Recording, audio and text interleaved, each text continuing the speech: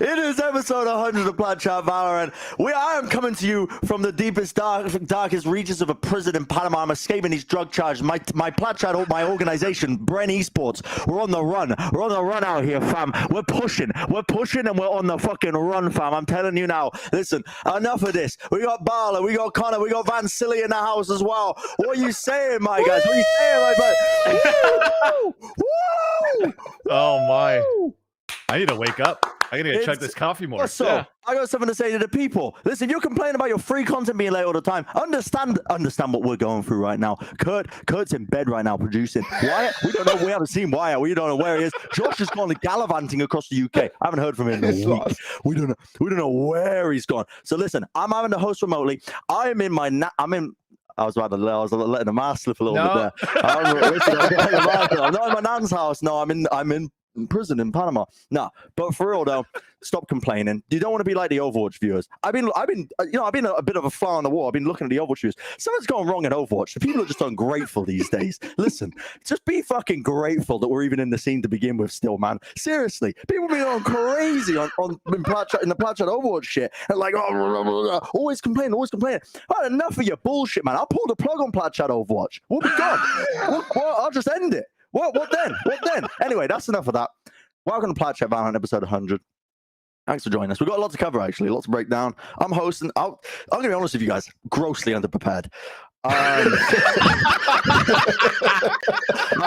That's shocking to us.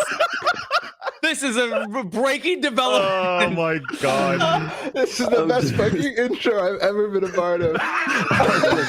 I'm just all over the place, man. I'm supposed to be flying soon as well, but listen, let's get into this here. Let's talk about Copenhagen. We just got done with it. We all watched it.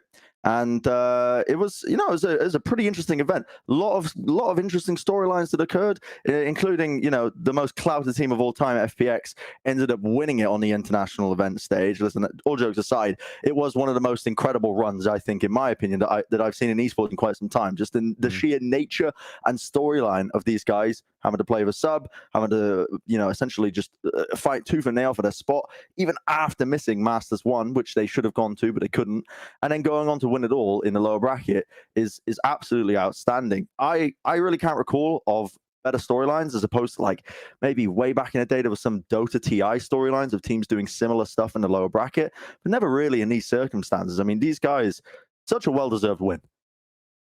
I can tell you a better storyline right off the bat. Go ahead. Sentinels winning the first international event for North America. Right there, right there. Doing it again. With that. They'll definitely win again. But actually, yeah, it is. I mean, because also it's not just the fact that everything you talked about, but they also had to play the first part of the tournament with a sub and still made it out of group stages as well, right? Which is like so impressive from like overall a team standpoint. The fact that their overall structure and their team play can still make it out with a sub and an event this level with arguably, I would say, some of the most parity of the teams we've ever seen at like an event so far. Like the team's parity was out of this world, I'd say, at Copenhagen. They didn't have they had like the hardest head-to-heads as well once they had Sugetsu being able to play within the group stages in the lower bracket, right? Because after they played against Fnatic, it was another one of those, the what ifs. Can they actually beat Fnatic, but they're still playing with the sub? Then it's like, Guild's been on a great run. What if? Can he actually do it? Then DRX maybe somehow look good outside of the groups, but then it's the good old DRX story once again. They get a rematch against Fnatic on top of that, and then they finally get the revenge win after 5 head-to-heads. Then you have to play against OpTic, the winner of the last Masters. Then you're playing against PRX, so it's like, the most whimsical composition team / at the event. Favorite to win it all, most likely after you've seen PRX just dominate OpTic. And then you just had some amazing performances off Sugetsu, the clutches that came out of Shao. Artist has been so consistent throughout the whole tournament too. I mean, they play with their hearts out. I think they definitely made some heads turn. A lot of people already doubted FPX. I doubted FPX making it that deep and even winning it all. Everybody did. Yeah, right. I think it's dude, just they were playing with, they were potentially playing with like 2 subs. Yeah. At the beginning of the tournament, and then their like, icebox was the fucking worst. Yeah, well, they So just it's like, but also their icebox they kept picking into Fnatic and playing against Fnatic, who, in my opinion, are like one of the best icebox teams in the world. But they went on some honestly the stuff that they had to overcome to even get there. I'm telling you, I was pretty well, like, honestly, I was kind of I can't really remember much of the after party night, but I just remember screaming obscenities like back and forth between like me, Angel, and me and Shao, and it was like all that time playing on the European Dota servers when I was a young kid definitely coming in handy, because I know so many fucking swear words in just many different languages that I was just shouting across the hotel lobby. But no, seriously, like, mad impressive. Especially happy for Doom Bros as well as an individual. Like, you think of how long he's been on this org, and just waiting to see the team get some form of success, and even the times where they should have been playing at events, they couldn't, you know, like Masters 1, they didn't get an opportunity to showcase what they could do. Yeah, I mean, it's just an incredible storyline. They just need, you know, hopefully to get a bit of clout off of it, you know, so now that when they do it again at champs, and then, you know, people go crazy.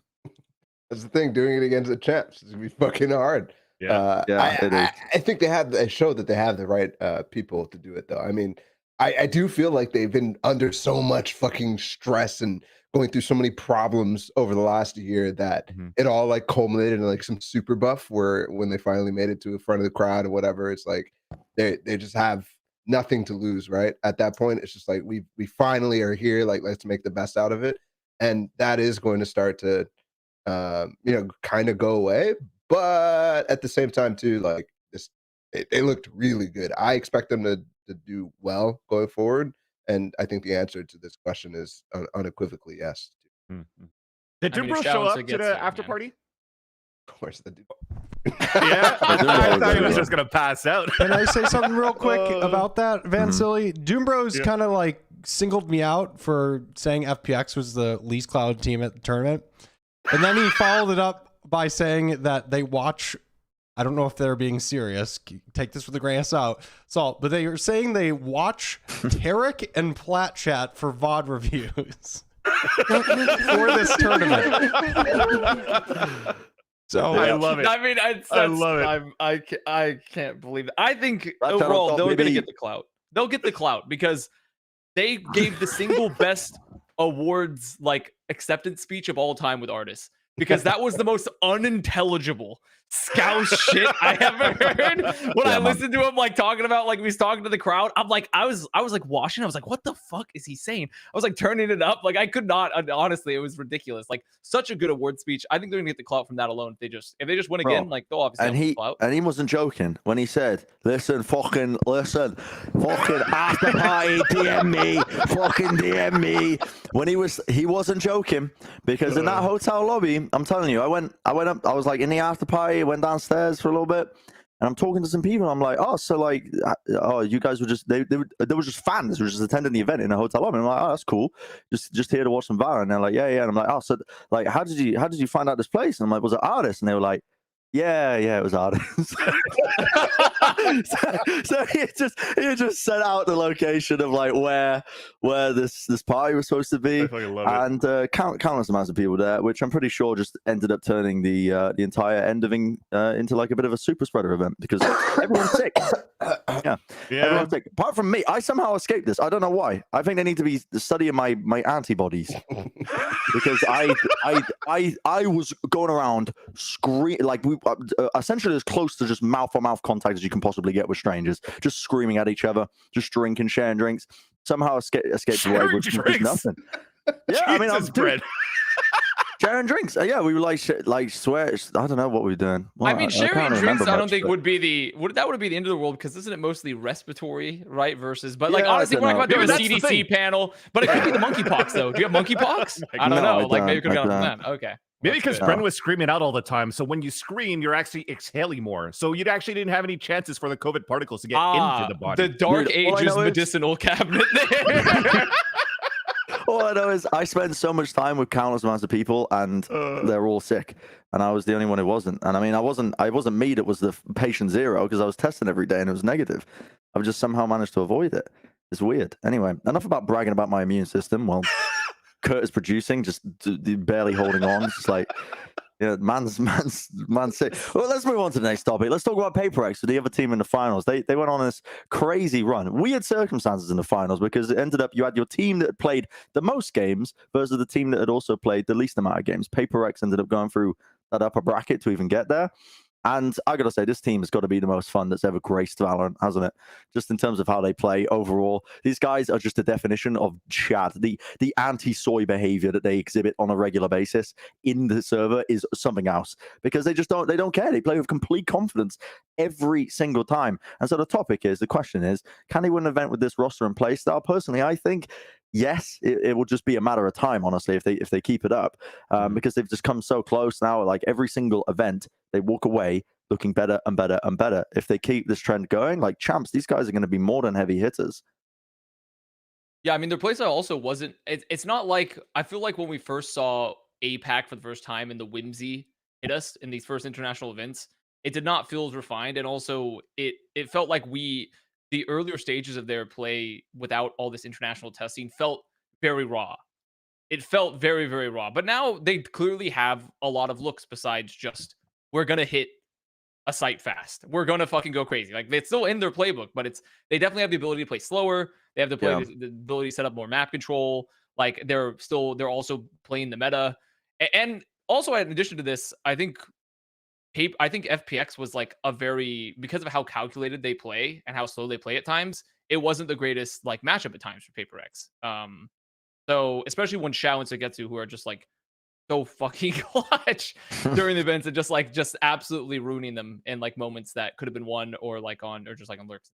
So I think PaperX should not be written off by any means, and they definitely have real contention still. You say that like FPX matches up well with them, but they went through literally every single team that matched up well against Fair them, enough. right? Like OpTic is the perfect team to go up against them. So is fucking Fnatic, and so is Guild. Guild was playing mad slow at the very beginning too, and they almost took a map off of them. But PaperX buff just goes through. I mean, this team also went through a bunch of shit too with the COVID stuff. But like. I think yes, they should 100%. I think I agree with you, Bren. They should win an event. I think it's just one event though. I don't see them as a team that, and I'm a PaperX hater, and you guys can put all that on me. But I do enjoy watching them. They're mad fun, but people are going to beat them, man. People are going to counter this. People are going to start to not be scared of them because I think that's the biggest thing when playing up against PaperX is nobody's really played them yet. Even still now, this is now only 6 teams, I guess, have played them overall. And it's like at an international event. And as soon as you play them one time, you play them multiple times, it's starting to look, I mean, even the OpTic game in some instances and in the FPX series as well, you could see that they were losing confidence in their game plan. They were still implementing the same strats, but they just didn't have anything different than it. There was instances where they would slow down and it'd be like, okay, they're going for a slow round, but for the most part, they just went over and over for the whimsy play, and most of the time it wasn't working in that final series. Yeah, I think. Sorry, I just want to add real quick. I think maybe we're not giving enough credit to also FPX. I mean, Balla just did because everybody seemed like they matched very well against the playstyle for FPX, but FPX just won everything going through. But if you're watching that bind game, yeah, it was almost a 12-0 at that half, but just watching that series in itself, it just felt like they were still very, very shaky to start that series. I tweeted it at the same time, too, when we were watching that game. I think Benkai had about like 2 or 3 rolling thunders on the defense, had perfect rolling thunders, and as PRX are trying to swing out for kills, they were just whiffing shots. And then you have that on top of FPX starting to realize how they're currently playing for FPX, and Angels winning every single duel on Shower's control because of Balla's mentioning on the defense when you're playing super aggressive. You're just playing an off angle, and PRX wasn't checking those sides because they didn't expect players to actually contest them back into like an off angle to counter their aggression, if I could put it that way. So I feel that if you're able to tweak that a little bit more for PRX, and also you're looking at PRX having a lot of these comps outside of maybe like Fracture or Breeze and maybe Bind with Yoru, but they're not playing that many flashes in their comps either. And they still looked really good on maps like Haven, for example. So I think if you're able to tweak that a little bit more to add to the whimsiness of like, hey, we could maybe do a little bit more trap plays with flashes. I do remember a trap play that they're playing on a set now that they're playing with the flash as well with a KO. I think they'll continue to look very, very good. This is also a learning experience for PaperX that's played less rounds, that's played less maps, and that could only continue to improve. So I don't think they need to change anything drastically. The W Gaming could still look good at Champions. Yeah, I think I don't know. It brings up an interesting point. I think the big overarching theme over the course of this event, for me, when I'm reflecting on it now, is there's a bit of a choking problem at LAN, and I think that if you're a team that has confidence against them, like you mentioned in Balla, you find that actually this is a beatable team. It's the same kind of it goes all the way back as well. You think when teams would go up against Sentinels when they were in their top form, and teams would be scared going up against them. They wouldn't take the same fights they would against other teams because Sentinels got this aura about them, this mystique about the fact that this is one of the best teams in the world. This is back in the day, and people just didn't play the same against with PaperX. It was 100%. Exactly. I was talking to Doom Bros the night before, and they were like dejected. They were like, "Oh, we just learned that we only got 2 bans, or they get 2 bans against us. How can anybody be PaperX?" They're like, "Oh, you got any advice?" I'm like, "Bro, like these guys are not like." They're not what everybody thinks they are. They're not as unbeatable fucking super team. Like they're good, but not that good. You know what I mean? Yeah. And confidence plays such a huge part in doing well at these events. That's why you see teams, we'll get on to the other teams later who didn't do as well. But I think listen, there were moments where I'm looking at some teams, I'm like, my God, they are playing so different compared to the online games. Something is completely off of them. I'm thinking like teams like Fnatic, like OpTic later on as well. Yeah. These teams that just, I'm not gonna pin it all down to quote unquote choking, but definitely like an element of just they weren't playing their usual game against them. They were taken off, off tilt a little bit by them, off balance, and they just couldn't regain it against a team like PaperX. But their style, I'm curious as to whether or not this like. You think like 80% of the time fast play style, 20% of the time mixing a slow round to like switch up the conditioning. What has more legs compared to that, or is it the FPX approach where they play slower and then they play fast every now and then and they throw that in? That's what I'm wondering, because it seems like FPX's approach to the game might have been the better one in terms of just the bedge EMEA. I'm going to bed now. I'm sleeping. Yeah. No, I like it. Outside of just like, hey, at 1 minute and 40 seconds, we should recon this place. 1:35, we should actually throw a haunt here and there. I just like that you could mix it up in the bag and have those important timeouts where you could just switch the game over. So, yeah, I like that we don't have the bench right now for watching PaperX. Yeah, but is it a better play style? I think you can turn it to an optimal way to play. Not necessarily like, I don't think there's a perfect mix of you got to go 60% aggressive and 40% aggressive. I don't think there's like some sort of perfect mix. No, that's TikTok Valorant coaching. Got to be doing that one. Got to be talking about that one. Yeah, you got to make sure your prime factors are perfect going it's into 10% mix, 5% will. Have you guys seen these TikToks, by the way? Have you guys seen these TikToks of like these Valorant coaches? Oh my God. That and how expensive they are? Or was that what they look like fucking substitute maths teachers on my TikTok for UK. And it's always these guys speaking with so much confidence. I'm like, who the fuck are you? Like, how are you speaking with so much confidence right now, telling people how to play the game? They keep showing on my TikTok view page, and I'm like, the reason, like, they're like mid-30s, and like they're just coaching these young kids, and because they're speaking with like an air of confidence, the kids are like, they're like, oh yeah, what's wrong with being in your mid-30s? There's nothing wrong with being in your mid-30s, but at that point you learn to speak with a bit of confidence. You know what I mean? And so like kids just like, if you sound like you know what you're talking about, people will lap it up. Take case in point, this podcast. We're constantly talking with confidence about what we're talking about. Do you think I know what's going on? No. I don't know. You're severely underprepared. But I'm speaking with confidence, and so people will listen. But that's listen. If you want some easy money, TikTok coaching apparently. All you need to do is you just need to be holding, and you need to have a goatee. What? Let's do an episode of it. Let's go, and for a Plat Chat episode, let's all hire like a coach from TikTok Valorant.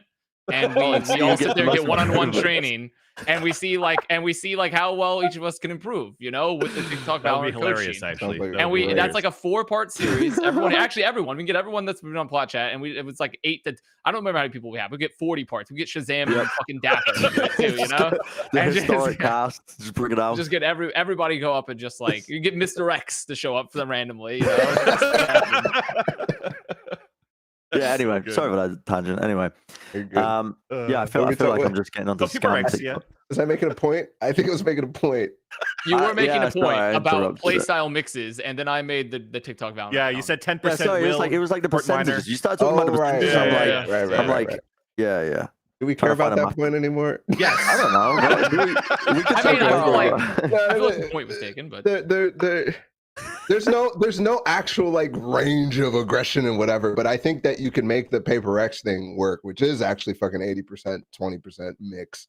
I think they need to tone it back down a little bit, but the way that they play is fine and can work. They just definitely need to have mix-ups, right? They cannot just be full int all the time. You're TP in the back of Breeze every single round. Like it can't happen that way. You have to have mix-ups. And for most of their maps, they do. They have good optimal game plans. Yeah, I think that would definitely got showcased as well in the Fnatic match when we watched Paper X play against Fnatic in the I think it was the uppers. Yeah, I mean it must have been because Paper X were only in the uppers, but yeah, the that I think they showed a lot of nuance in their play against Fnatic in that series.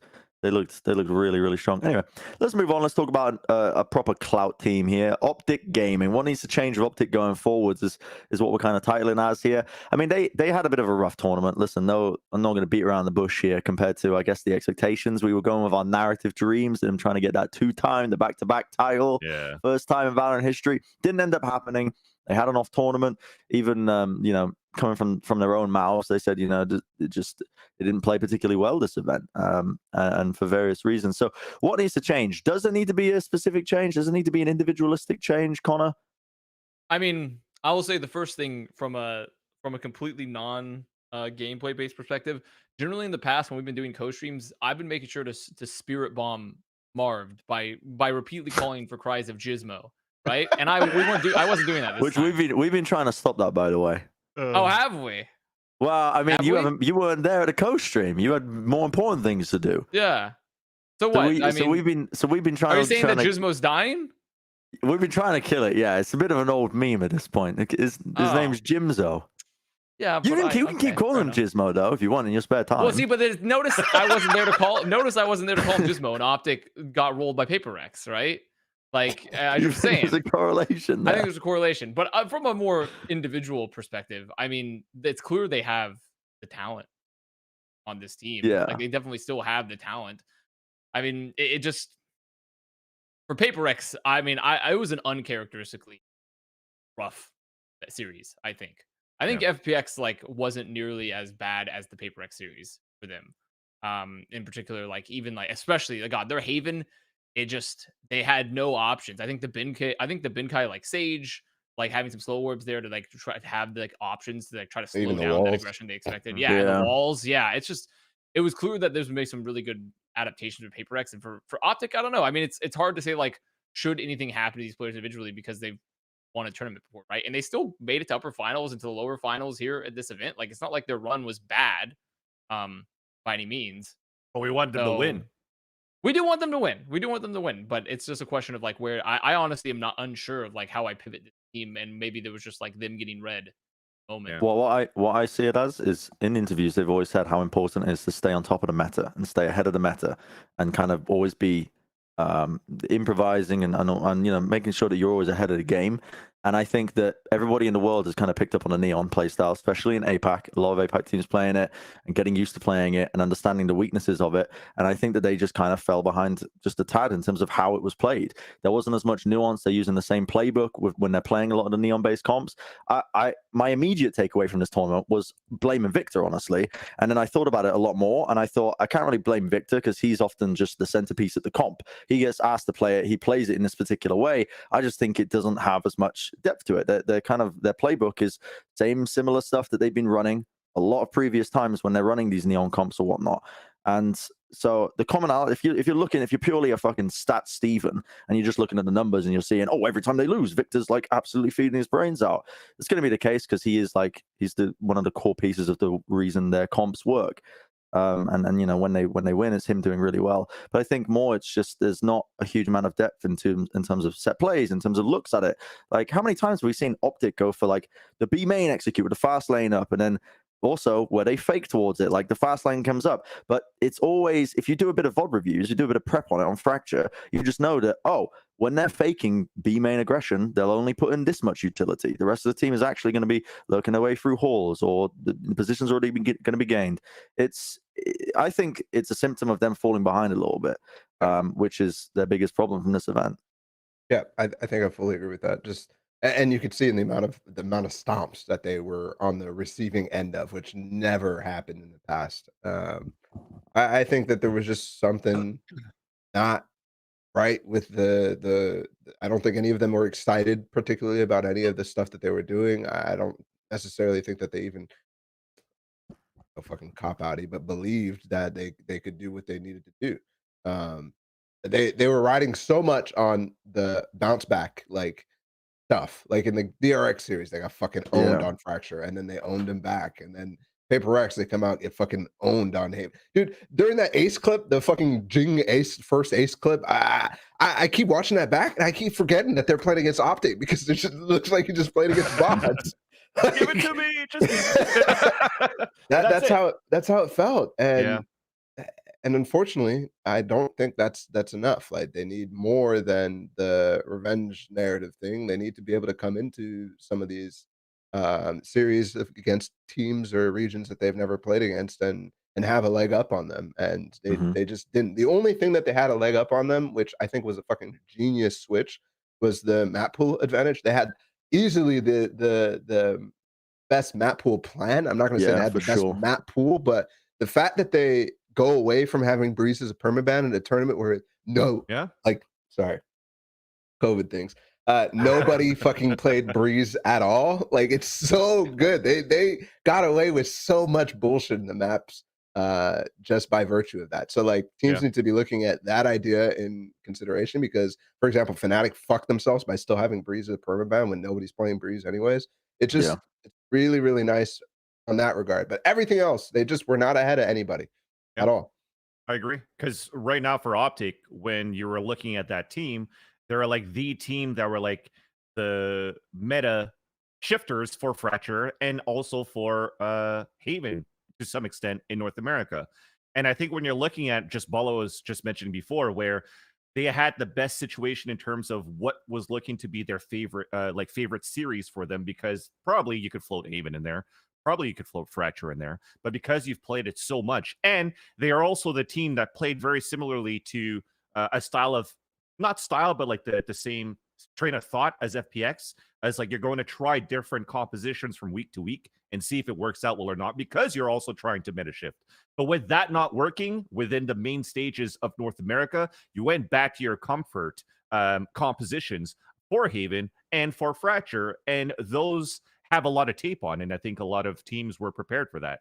And I think when you're looking at OpTic playing those type of different comps versus, for example, FPX playing different comps, FPX played very, very, very much slower rounds and a lot of like mid-round shifts with like 10 seconds left, let's get back into the other side and Plat, where we actually didn't see those a lot from OpTic, because they were stuck into like, oh, we got 10 seconds left or 15 seconds left, let's just try to go for a full exec, and that just falls apart because you're just relying on their heroic plays of Victor creating space, Ye getting the entries, and then it just crumbles from there.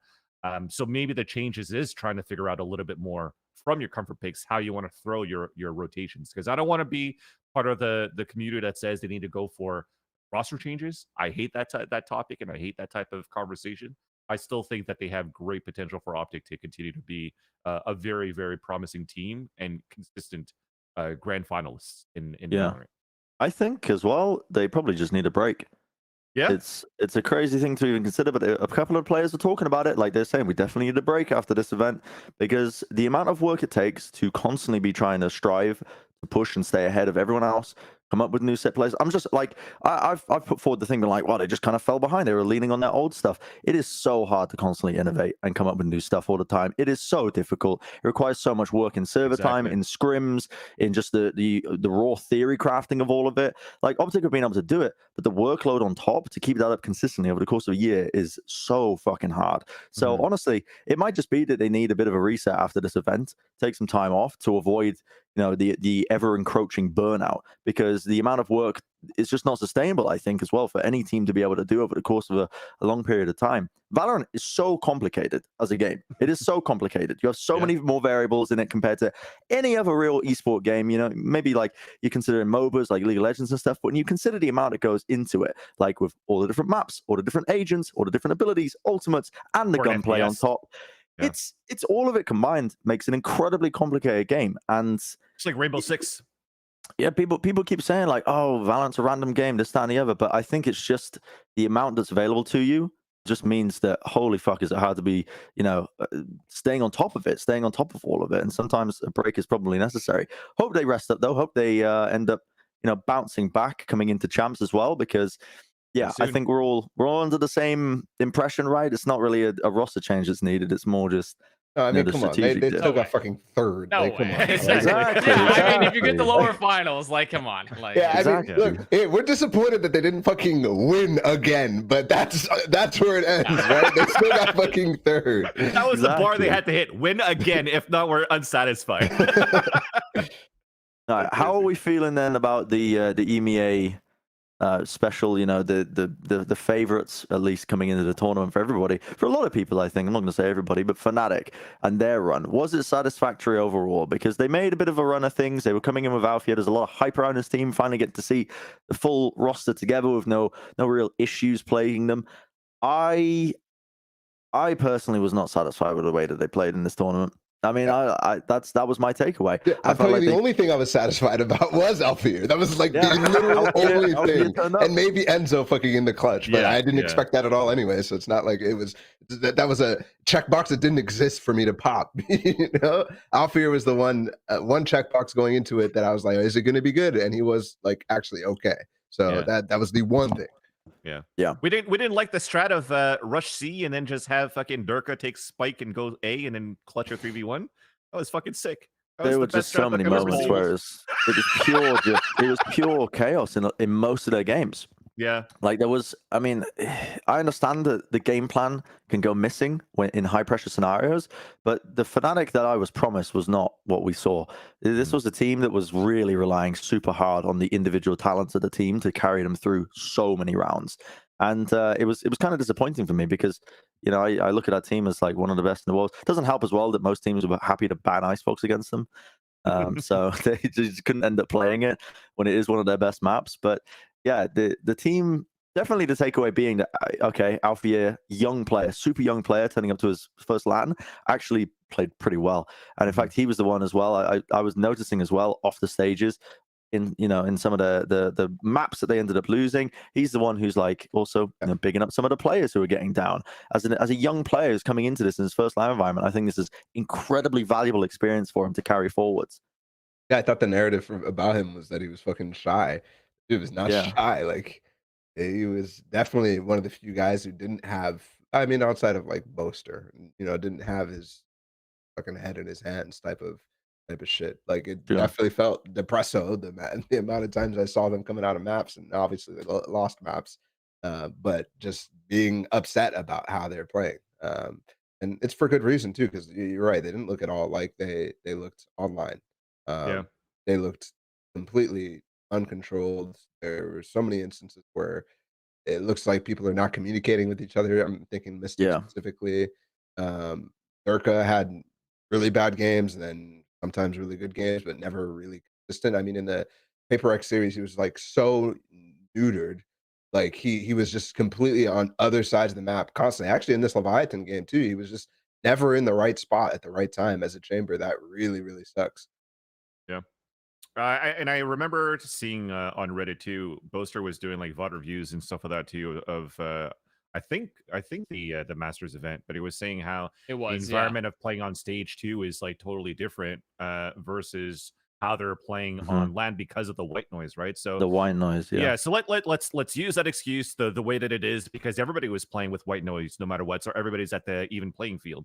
But I think when we talk about the experience that players like Alpha or whatnot could get from this to hopefully continue on into champions after, then okay, cool.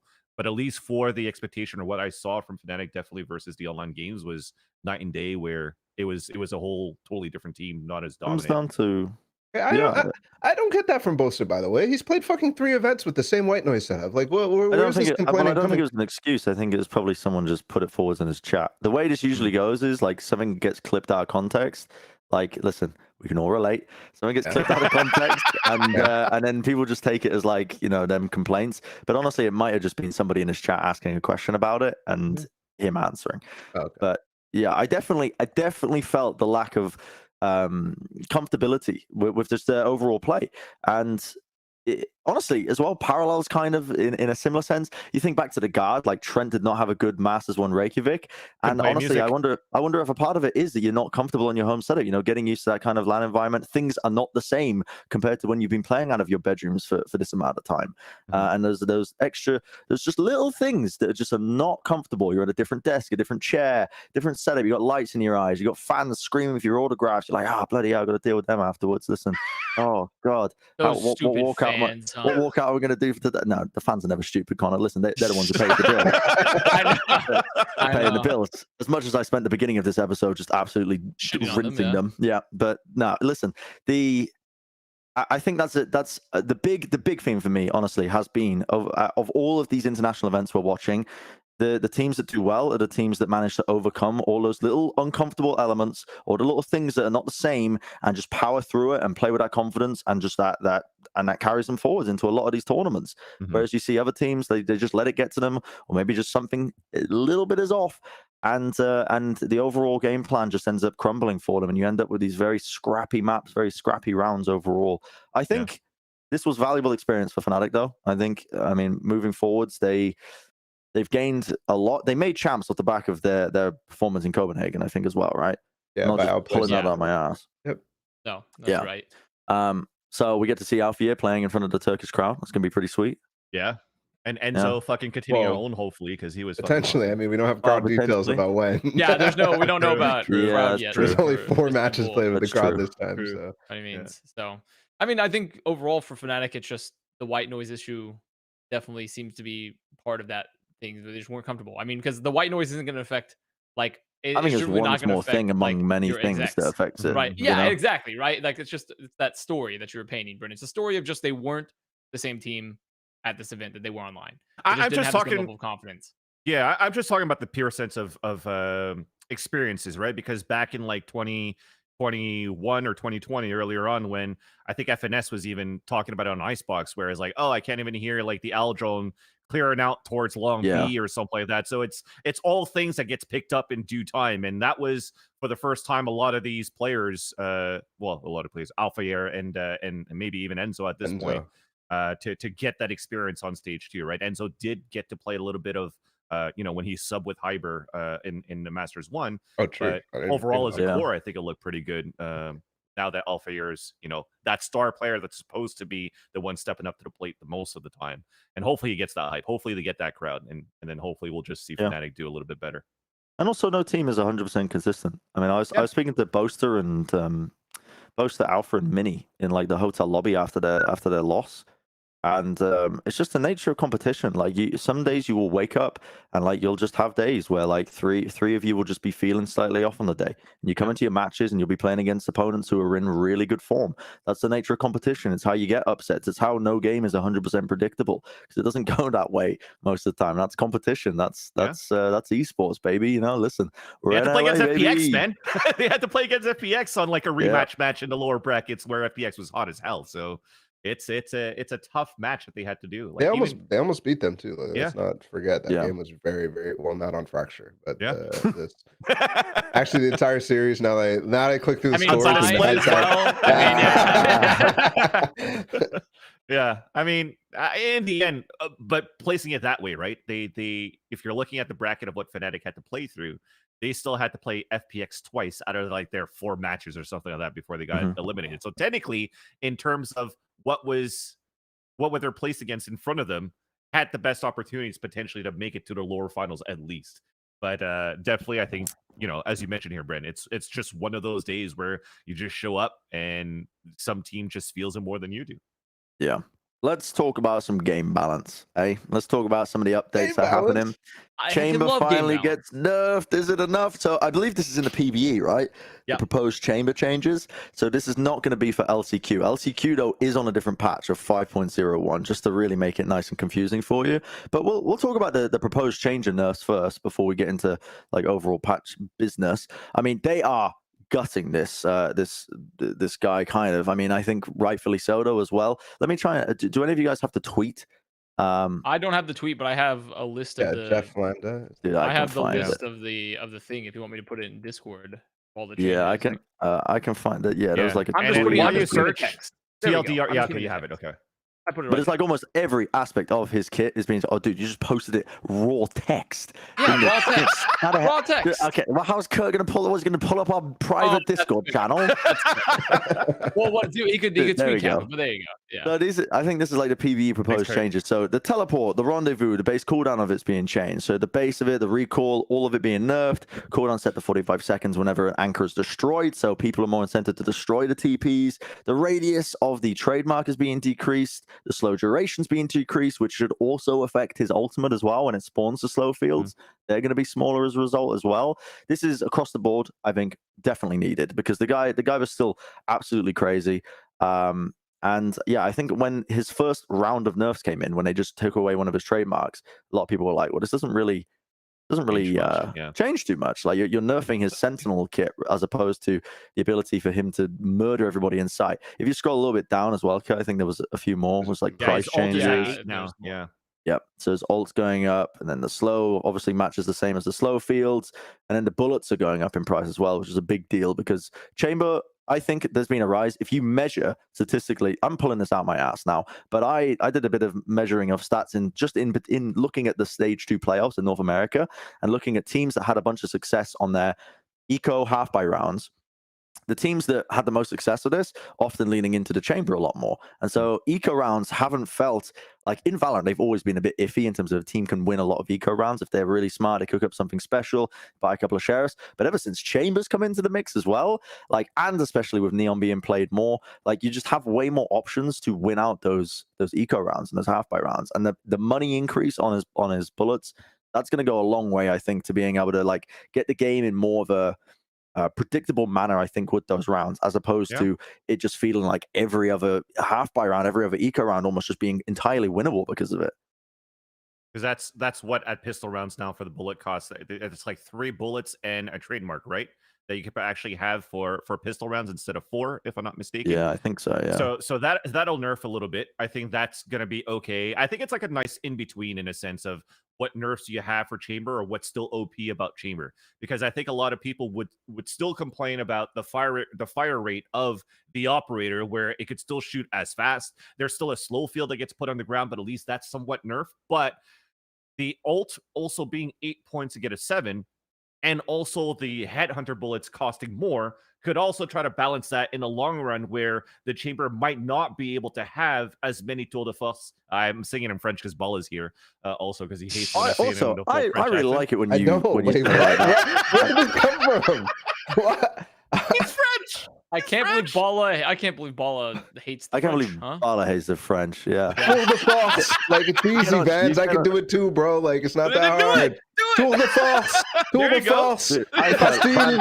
I quite like It's it when you easy. say it. I quite Thanks, like it when you Brent. say it Thanks, like Brent. I'm glad I got other friends that also like my tour de force. But yeah, like I said, I mean, 8 ult points within a half. Maybe you'll have it like twice instead of like 3 times or 4 times. So I still think that the nerfs are looking pretty good. I think people are going to complain about the op still being quick, but when you're looking at pro play, I think that chamber is still going to be very, very, very viable, especially for like the getting early map control on your defense side is still going to be very, very good, even if the radius for the TP is a little bit smaller.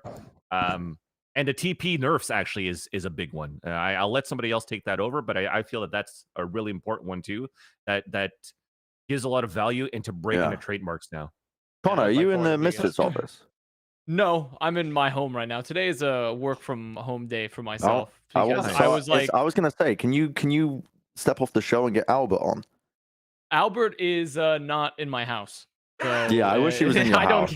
Yeah, we don't do a Listen, cohabitation Misfits bungalow yet, but maybe when we have more cuts in esports. Who the fuck is Albert?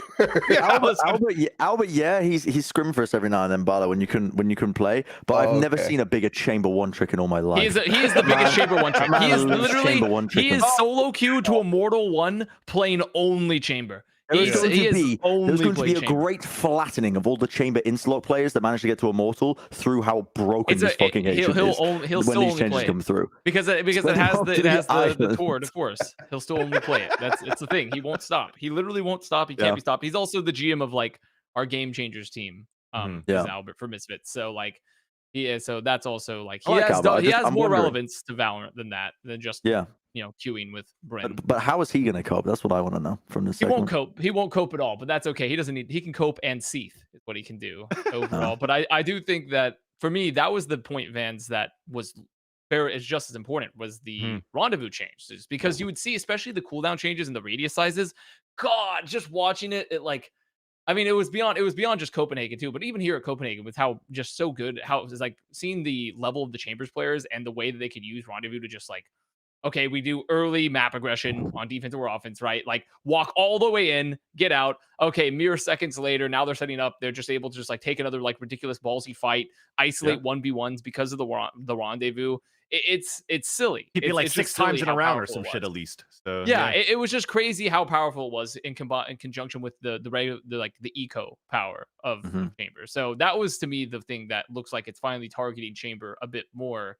But obviously, when we were discussing this beforehand, I don't think we think it's going to be gutted entirely. Like it'll still be useful. Yeah, I'd love to use a rendezvous mark as still fucking broken. As a turret. Exactly. Yeah. Like, I mean, it's still good. You can still pull out your fucking headhunter in like 2 seconds. You can still like have shorty combinations that like it doesn't. You have an op and then you have a fucking deagle instantly that comes out like it's fucking 1.3 CS. Like it's so fast. Dude. And the rendezvous thing, like, sure, okay, good. Finally, we nerfed the cooldown, whatever. We nerfed the time, but the actual distance between the anchors is still just as far as you can still walk. I mean, not just as far because the radius is like my fists are slightly smaller, basically. So I used to be like giga fists, and now I'm smaller fists. What? And but what a weird giga anchors. Okay, what a strange. So I'm just talking about the fucking game. This is the radius. You see, like my circle fists. So you were Hulk hands. Hulk hands. So now regular fists. Yeah. Okay. Smaller. Yeah. So the distance is slightly smaller, but you could still fucking do it from like this far away. You know what I mean? It makes sense. I do agree that it's still a very strong. Just sorry, guys. I'm just checking if my camera's working.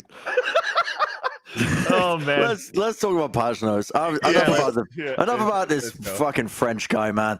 Listen, he's overpowered. He's overpowered. These are good changes. We'll see. Maybe this will be enough. Other op agent. So like, who the fuck are you gonna play? I'm sorry. Go ahead. No, you're right. Dude, we're never gonna get the Carmine Core sponsorship at this rate. We're never gonna get it. We're bagging on the French too much. There's just no way. You still have me, Tour de Force. Tour de Force. Je mange un pantalon. Oh. Valorant patch notes 5.01. You know what you just said? I said I eat my orange pants. That's how I used to play some Garry's Mod when I was like 13, and the only thing I remembered from my French language courses or whatever, the lessons at school, was like how to just create random sentences. And so I would say that to like the French people in Garry's Mod. I would just join French servers. They wouldn't speak English, and I'd just say random shit to them in French. And they just found it so funny. I don't know why. It's just anyway. We're getting deep into the Bren lore. What the hell is going on in patch 5.01? This is the LCQ patch. This is going to be played in LCQ. It's the Phoenix buff with his flashes. It's a bunch of changes across the board actually to a bunch of agents. But yeah, most notably this Phoenix change. Have you guys got a chance to play with this? He's actually pretty viable now. It's the same kind of shit when they made KO more viable with by just buffing his flashes, I think. Because now he does seem really good. Yeah, but I don't think he's going to be that good. I don't think it's viable. viable. You think he's going to be played still? the other flashes are still so much better. You could still flash much further with a breach, much further with a KO, much further with the sky. Yeah, you could pull out your weapon a little bit faster when the wall comes up, but I still find that with the current meta right now, I don't see. Maybe sick on Haven again. Dude, I don't That's know. the only thing. Yeah, I was about to say, sick on Haven. He comes back out of an active roster. It's time. Shroud. No, Shroud stays in. Shroud stays in. Sick comes back. It's Don't 10 that sleep sits on out. this. 10 sits I'm out. telling you, don't sleep on this. These changes, I think you might start to see him being supplemented in, like used in a supplementary role alongside of a duelist, or maybe as just a sole duelist, because his run it back has been buffed as well. His ultimate, which is the big thing. Massively. Oh yeah. It's really good. Yeah. I It's still good to feel find like information. the I agree. Inflexibility of his flash comparatively to most other agents is still like a hard point to get around, right? Like as like you still can only like, okay, I'm flashing around the corner and and maybe do it. Like that's about it. That's all I can do. I can't set. It's tough to set up my teammates. I don't have as much like info gathering ability as like a Sky or a KO. Like it's just hard. But right? it gives him more self-sufficiency in the game. He doesn't need to rely on people. That's what you want out of your duelists, I think, is for their ability to make plays by themselves, which he's now able to do. His flashes are harder to dodge. It's they're much harder to dodge, and they last a fuck ton. Just have to walk up. Oh, yeah, I mean, I guess for other agents too, you kind of have to quote unquote walk up to the corner or walk inside of smoke to be able to flash out like a KO, for example. But here's the thing. Here's the reason why he's not good still is that just trade him. No matter like if he flashes your teammate, just kill him after. Like he's so close to him anyways. That's like yeah, it's right in front of your face pretty much. You have to have an optimized flash that flashes both people in the crossfire, and that's fucking hard when you have to throw it from 2 inches away from their face. Like it's really hard. The reason why the KO flashes are good now is because you can actually fucking put them in spots that flashes everybody. Yeah, they're above the fucking wall. And you're throwing them with the push instead of like a second before the push. Like, hey, I'm flashing. Here it comes. Like the rest of the push. We're here. What else is in this in the patch notes as well? I think there was the Euro changes. Yeah, buffs with his ultimate in terms of being able to pull stuff out. By the way, the Phoenix shit, you're going to see a lot more. Bren, you've been probably playing in EU, but you're seeing a lot more Phoenix in ranked right now, just because everybody. Yeah, well, for sure, EU is so much worse than NA, by the way, in terms of ranked. Like actually, just the player base. I'm sorry if you're watching this from EMEA.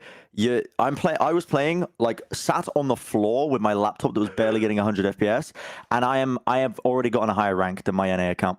Just on my EMEA account. It's like it's actually so much easier. I'm like dropping 30. I don't know what you guys are doing. I don't know where you're learning the game from. Stop paying for TikTok coaches. Maybe that's part of the problem. Maybe you are paying for them. And maybe that is the problem. I don't mean to call out all of EMEA, but just you guys need to get better at the game.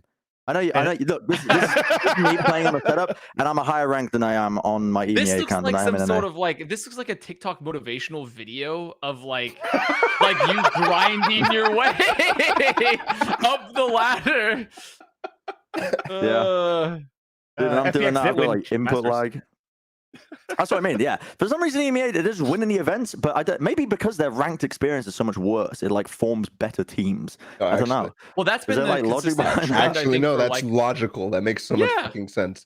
Hasn't they said that for like every esport that like European players are forged in like the fires of EU ranked of whatever game they're playing? No. It's not about the fires of the EU ranked Mordor Doom Pit.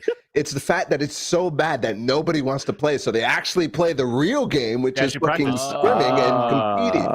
And they sit on Valorant all day. I see. So they build Elysium every time. Like the the unwashed masses of ranked, they're just like, this fucking sucks. And they go and build their competitive Elysium. And it builds a fucking pug Elysium. Like they build it so that they could play ranked in better fashions with all the pros instead of scrims properly. Didn't Angel mention like he'd rather have the team practice for 10 hours a day than playing ranked to like build up their aim and shit? So yeah, I mean, not that surprised. brings it up right there. So there was the Euro changes. Were there neon changes, or am I making that up? No. Yeah, KO changes. I thought. Maybe dude, these KO changes are big, actually. Now you're reminding me. Here we go. Because people were pissed. People were mad about these KO changes. Dude, I mean, they are. Yeah, because you I'm not gonna lie, they're kind of crazy. Through walls now. Yeah. Yeah, his nade is now kind of nasty. They reduced the radius of it Or yeah, I mean the Yeah, they radius did. diameter did the same thing, but the no, not really the same thing. But you know, they measure the same shit. They any mathematicians in the chat? Balla. Yeah. So this is a pretty big deal actually, and a lot of the common spots that people have been using for Killjoy lockdowns. The Sentinel mains were in uproar on Twitter. I was reading this when this change got put through because they were like, God, the Sentinels are already so bad, and now they've put this through because it does mean that you can kill lockdown without the need of lineups. You can just use stuff through walls. A lot of stuff will go Barely through need walls now. Killjoys anymore, anyways. Yeah, I mean All that's good. what I mean. Who's playing Killjoy these days? Let's be But real. you could actually throw the fragment behind a sage wall if you're trying to plant towards Icebox now. So that could be one of those things where KO. That finally, Icebox is defeated. Icebox is defeated. Doesn't that just make Icebox worse to play? It makes it worse. Yeah. No, it's defeated because now they can admit that we can just play. You don't have to play typical Valorant. It becomes fully jail Valorant and Icebox. It is only just monstrous, weird shit happening on that map now. And it's not in this patch, but wasn't there a patch that talked about Neon headshotting more with the overdrive, or is that just going to be later on? I can't remember. What, dude? No, wasn't it like I don't think 3 times overdrive damage? can headshot.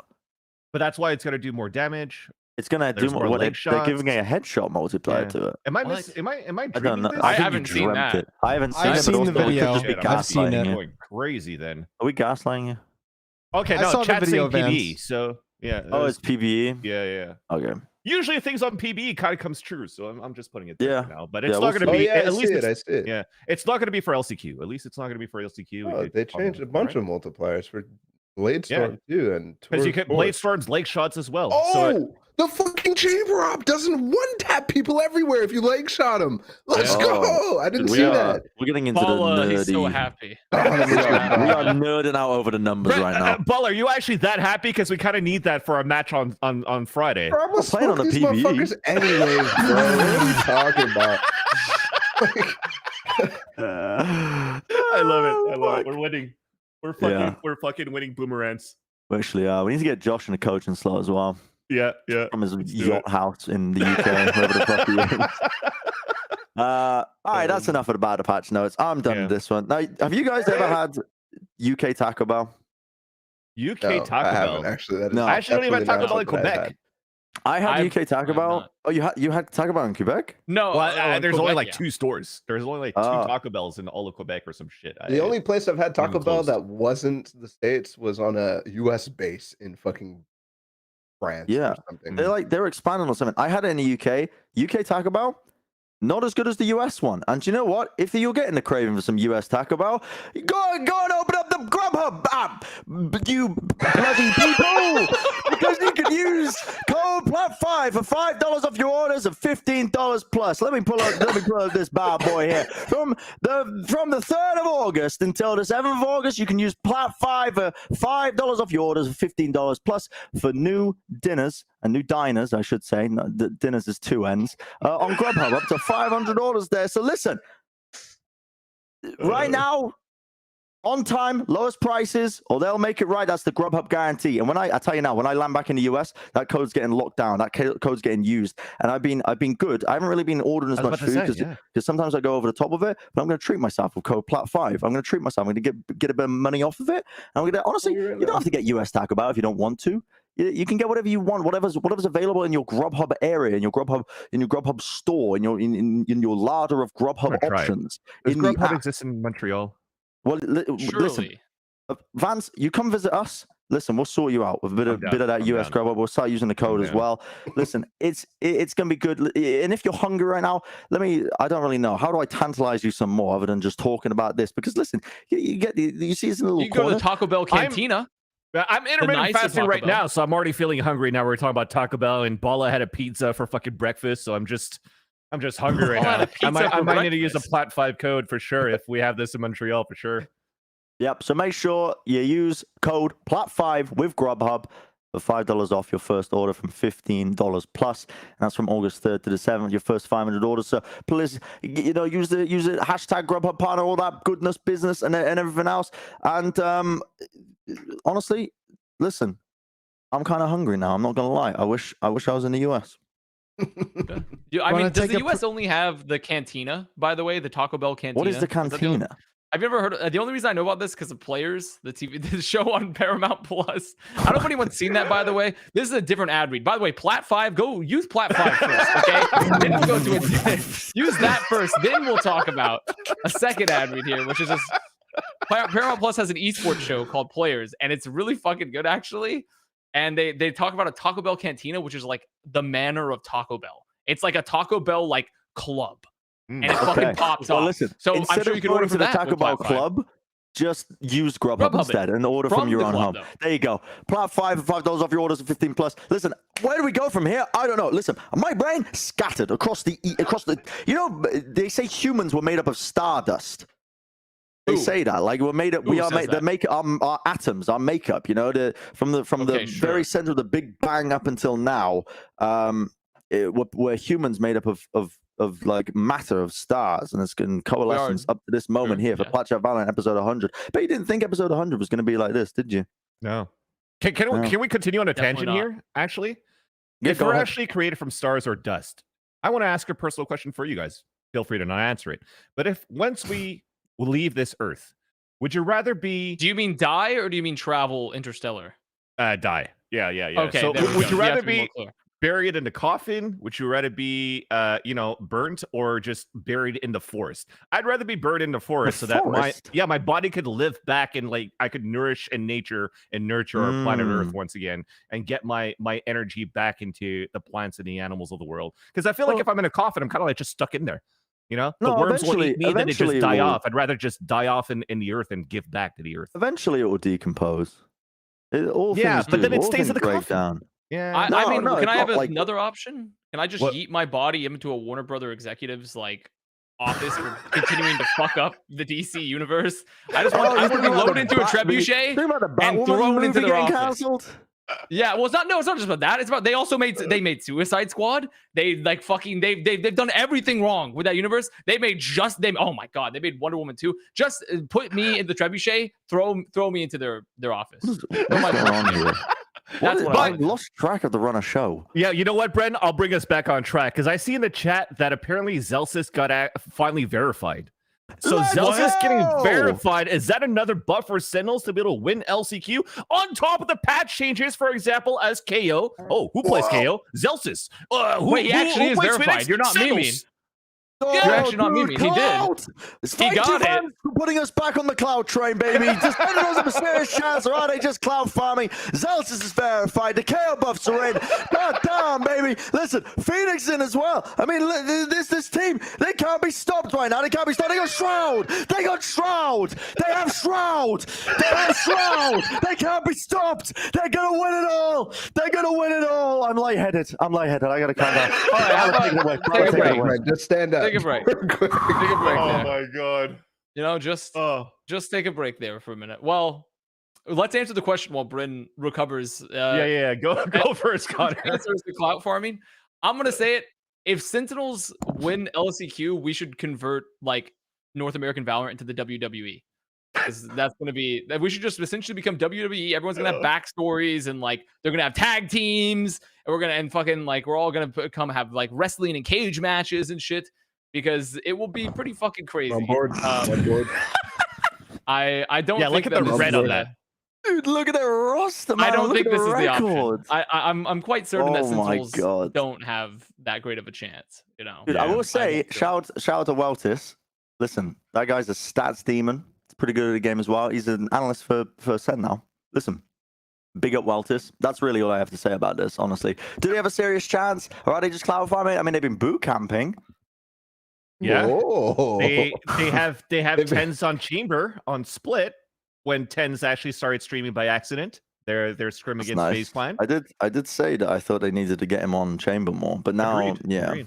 And then the conversation was around, oh well, if Tens is going to play Chamber, who's going to play the Raze or who's going to play more Duelist? I was thinking back then it was going to be Ken Pecky because we still had Ken Pecky in the roster, but now that you have Zelsis in there, Zelsis also plays some Raze, so I think it's starting to look pretty decent in terms of what they have for agent comps. I just still have to wonder what Dapper is going to start playing then. No way, dude. Sentinels are sponsored by Grubhub too. PLATFIVE. No way. Sentinels are winning it all. They've got to now. They have to now, You know what I mean? surely. They're as hungry for an LCQ win as they are for Grubhub by using PLATFIVE. Why is isn't 10 because- the McDonald's? Yes, because It's the supposed to be chamber. a This Taco is Bell. just no. It's because this is right. What happened is that the chamber nerfs came through, so the tins, it's like, oh, it's whatever. But actually, what happened is that we got the sponsorship with Grubhub, so they need more workers. They're very understaffed, so they had to get. Just the band's going up because of us. In all seriousness, though, the head-to-head between Sentinels and the Guard, I feel, is a good matchup for Sentinels to start things off, because I also think that the Guard has fucking That's also the most identity clouded issues matchup for the It's initial gonna be matchup clouded. too. It's gonna be clouded. Are any of us seriously considering Sentinels to not go out in 2? Yeah, We will see when we do the predictions, Bren. It might surprise you. Bro, I mean, okay, maybe I'm just being. Can we skip to that part? Because I want to see this. Maybe I've assumed the mantle of Josh of just hating on any popular team, but bro, No, I mean, come on. Realistically, what have they actually changed that's going to help with the problems that they've had, Vansilli? Like look. The problems We'll are, get there. the problems are they fucking have no structure and they don't actually set up their players at all, and they just kind of fucking float around and do things. And Delsis. Yeah. Delsis is the guy that needs to be set No. up, Vansilli. He's the guy who's going to be fucking double satcheling in places. Nope. Like, what are you talking about? Zelsis is gonna set up. He's going to set up. Zealous is going to be the one. Is the one player out of all of the teams that he's been a part of, meaning only V1, that I would not trust to be the guy to be. Well, and they've gone to boot camp and they made like 7 content pieces a day. I don't know how they're doing it, Connor. Like, you're the guy who does this shit. Like, I mean, I'm going to tell you here. I'm going to tell you. This is like a 7-hour shoot. This is well, it's not necessarily a 7-hour shoot, but like I will say I am in fucking the Sentinels content team. I'm so impressed. Riley, if you're watching this, the head of the marketing, god damn, I don't know what you're doing to get these guys to get so much footage, but holy fuck, is it impressive? I can't believe they're doing it. It's crazy. It's crazy whatever you're doing over there, man. Like I can't believe it. I simply can't believe it. It's out of this world. Like a reality TV show. Yeah, That's mean, crazy. they're not streaming, so might as well do content. Dude, and the thing is, most players would rather die than do content. They would rather die. And somehow the Sentinels people, they're getting the Sentinels player, some of the largest content creators in the game, to do it like all the fucking time, or their boot camp before they can't make it. Like, that's just crazy. It's crazy. I don't get it. I don't see how they're doing it. They've got Shroud. Yeah, they got Shroud and Shroud's doing content pieces. Yes. CS, the Cloud9 run with Freakazoid and Sean Garris just wearing like the string. How do you call that in English? I only know it in French. Camisole. Tank tops. Tank tops. That's it. Mm-hmm. And they just had like their amazing run in the summertime, and it just owned. I think we're gonna see that from Shroud with Sentinels. But I don't think they're clout for summer, bro. This needs to end, bro. I'm dying. I'm fucking like that's it too. melting. Shroud summer run, and we're in the summer right now. Oh, Yo, dude, Sentinels I don't know what's Sentinels happening winning anymore. LCQ. Dude, I That's will it. say though, listen, EMEA needs to take a couple of pages out of NA's book, because we are always clouted. We're clouted up to the 9 every single time. We're rolling deep in every tournament. The real topic should be what viewership records are we going to be breaking? Because listen, this is unbelievable amounts of clout that we haven't even achieved. I thought it was a joke when Shroud got signed. I thought it was a joke. Same. Everyone did. There's no Everyone fucking did. way. And then I think even the players thought it was a joke, because you listen to some of the players on their stream and they're like, wait, Shroud's an option and he's serious? And they're like, yeah. And like, okay, cool. I think they all just realized at this point, dude, they're going along for the ride, which is a powerful buff. We call it whimsy in Valorant. We call it whimsy. Could happen, could play a difference. But in reality, it's going to take so many outside circumstances. You're going to need to see Guard continuing in a bit of a slump in terms of just them not knowing what they want to do and what they want to play. You're going to need to see every other team that's looked promising in North America right now just fail ultimately for Sentinels, I think, to make it through. It's so unlikely. I agree, but look at the bracket for LCQ. They're playing against the Guard. If the Guard's not consistent, then they technically maybe could win that one. Then they're playing against Shopify Rebellion, where at some point Shopify Rebellion was still playing Reyna on Icebox, trying to figure out their identity on that very map. Cloud9 hasn't been looking like the Cloud9 of that one LCQ last year, because let's face it, they haven't had the best results with Curry replacing Zeta currently. So if you're looking at this run, Sentinels may not be able to make it into winning LCQ, but just from those 2 matches right there, have a chance to make it to the upper finals against whoever's at the bottom. They actually have a good bracket. Let's do the bold Preds. Yeah, let's just I want to see what's going on with this. I want to see who will win the North American LCQ. Bold prediction time. So the first choice is always going to be the team that we expect. Bold predictions coming in large and in charge. And here we go. For the audio listeners at home, Balla has got FaZe Clan as his favorites, EG as the second team that he's expecting to make it through. Me personally, I've got EG and then 100 Thieves. Connor's gone for FaZe, NRG. And Vance, you've gone for NRG as your favorite team for EG. Seeing a lot of commonalities here, basically, between us, with the exception of me being the only one who believes in 100 Thieves here. This tournament, I think, honestly, is the most stacked that North America has really ever been, with the exception of, like, I guess, stage 2. But the competition just keeps getting heightened every single event, and I find it really difficult to kind of predict as which team's going to be coming out on top. Because you could end up seeing, like, Balla, I think you with FaZe being a #1 team is a really interesting one, because they could just keep going on an absolute tear. Yeah, I really do think that they can. Baby and Dicey specifically, just Dicey having that consistent form that he had in playoffs. That's enough already in that recipe for FaZe. So like I definitely expect them to go crazy. I take issue though with this is the best form that we've had, because I look at this LCQ thing and I agreed with you before, but for some reason after I watched that set get fucking stomped in Copenhagen, I'm like, maybe this isn't necessarily the best crop of NA teams we have. But I do think that the floor has risen so fucking high in NA. Last LCQ was like, dude, none of these teams have a shot besides 100 Thieves and Cloud9. And now it's like, okay, none of these teams have a shot at champions. Oh, dude. I mean, I can see a lot of these teams. There's a long time between now and champs. There's a long time. There's teams that have been looking. There's teams that have been looking pretty good. I think EG as well. If they learn from their mistakes prior, they're a team that looks like a contender. They're my favorites, I think, to do well in this event overall. But I mean, we'll see with that. 100 Thieves as well. Again, just putting emphasis on the fact that I like teams with structure. I think these guys have got the right idea in terms of how they're developing that roster. And I've been a firm believer from the beginning that all they needed was time.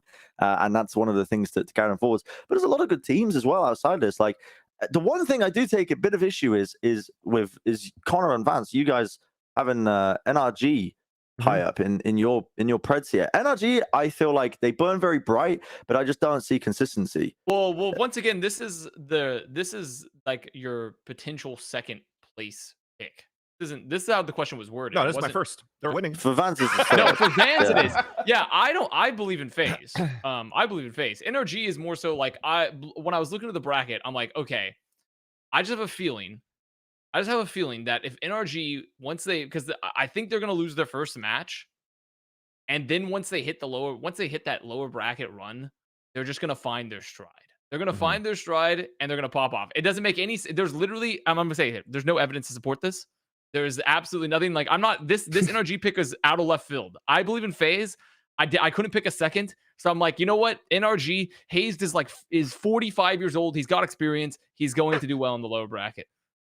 I'm actually in a very similar train of thought. Sorry, as Connor, as you have no evidence. But you picked them to win. You picked them to win. No, that it's EG that's actually going to lose their first match against FaZe, but have a lower bracket run. But I feel that for NRG themselves, we always saw that there was continuous improvement in the playoffs and a lower bracket run on top of that of stage 2, because of the bootcamp buff, because of also EU just continuing to be an amazing player for this team.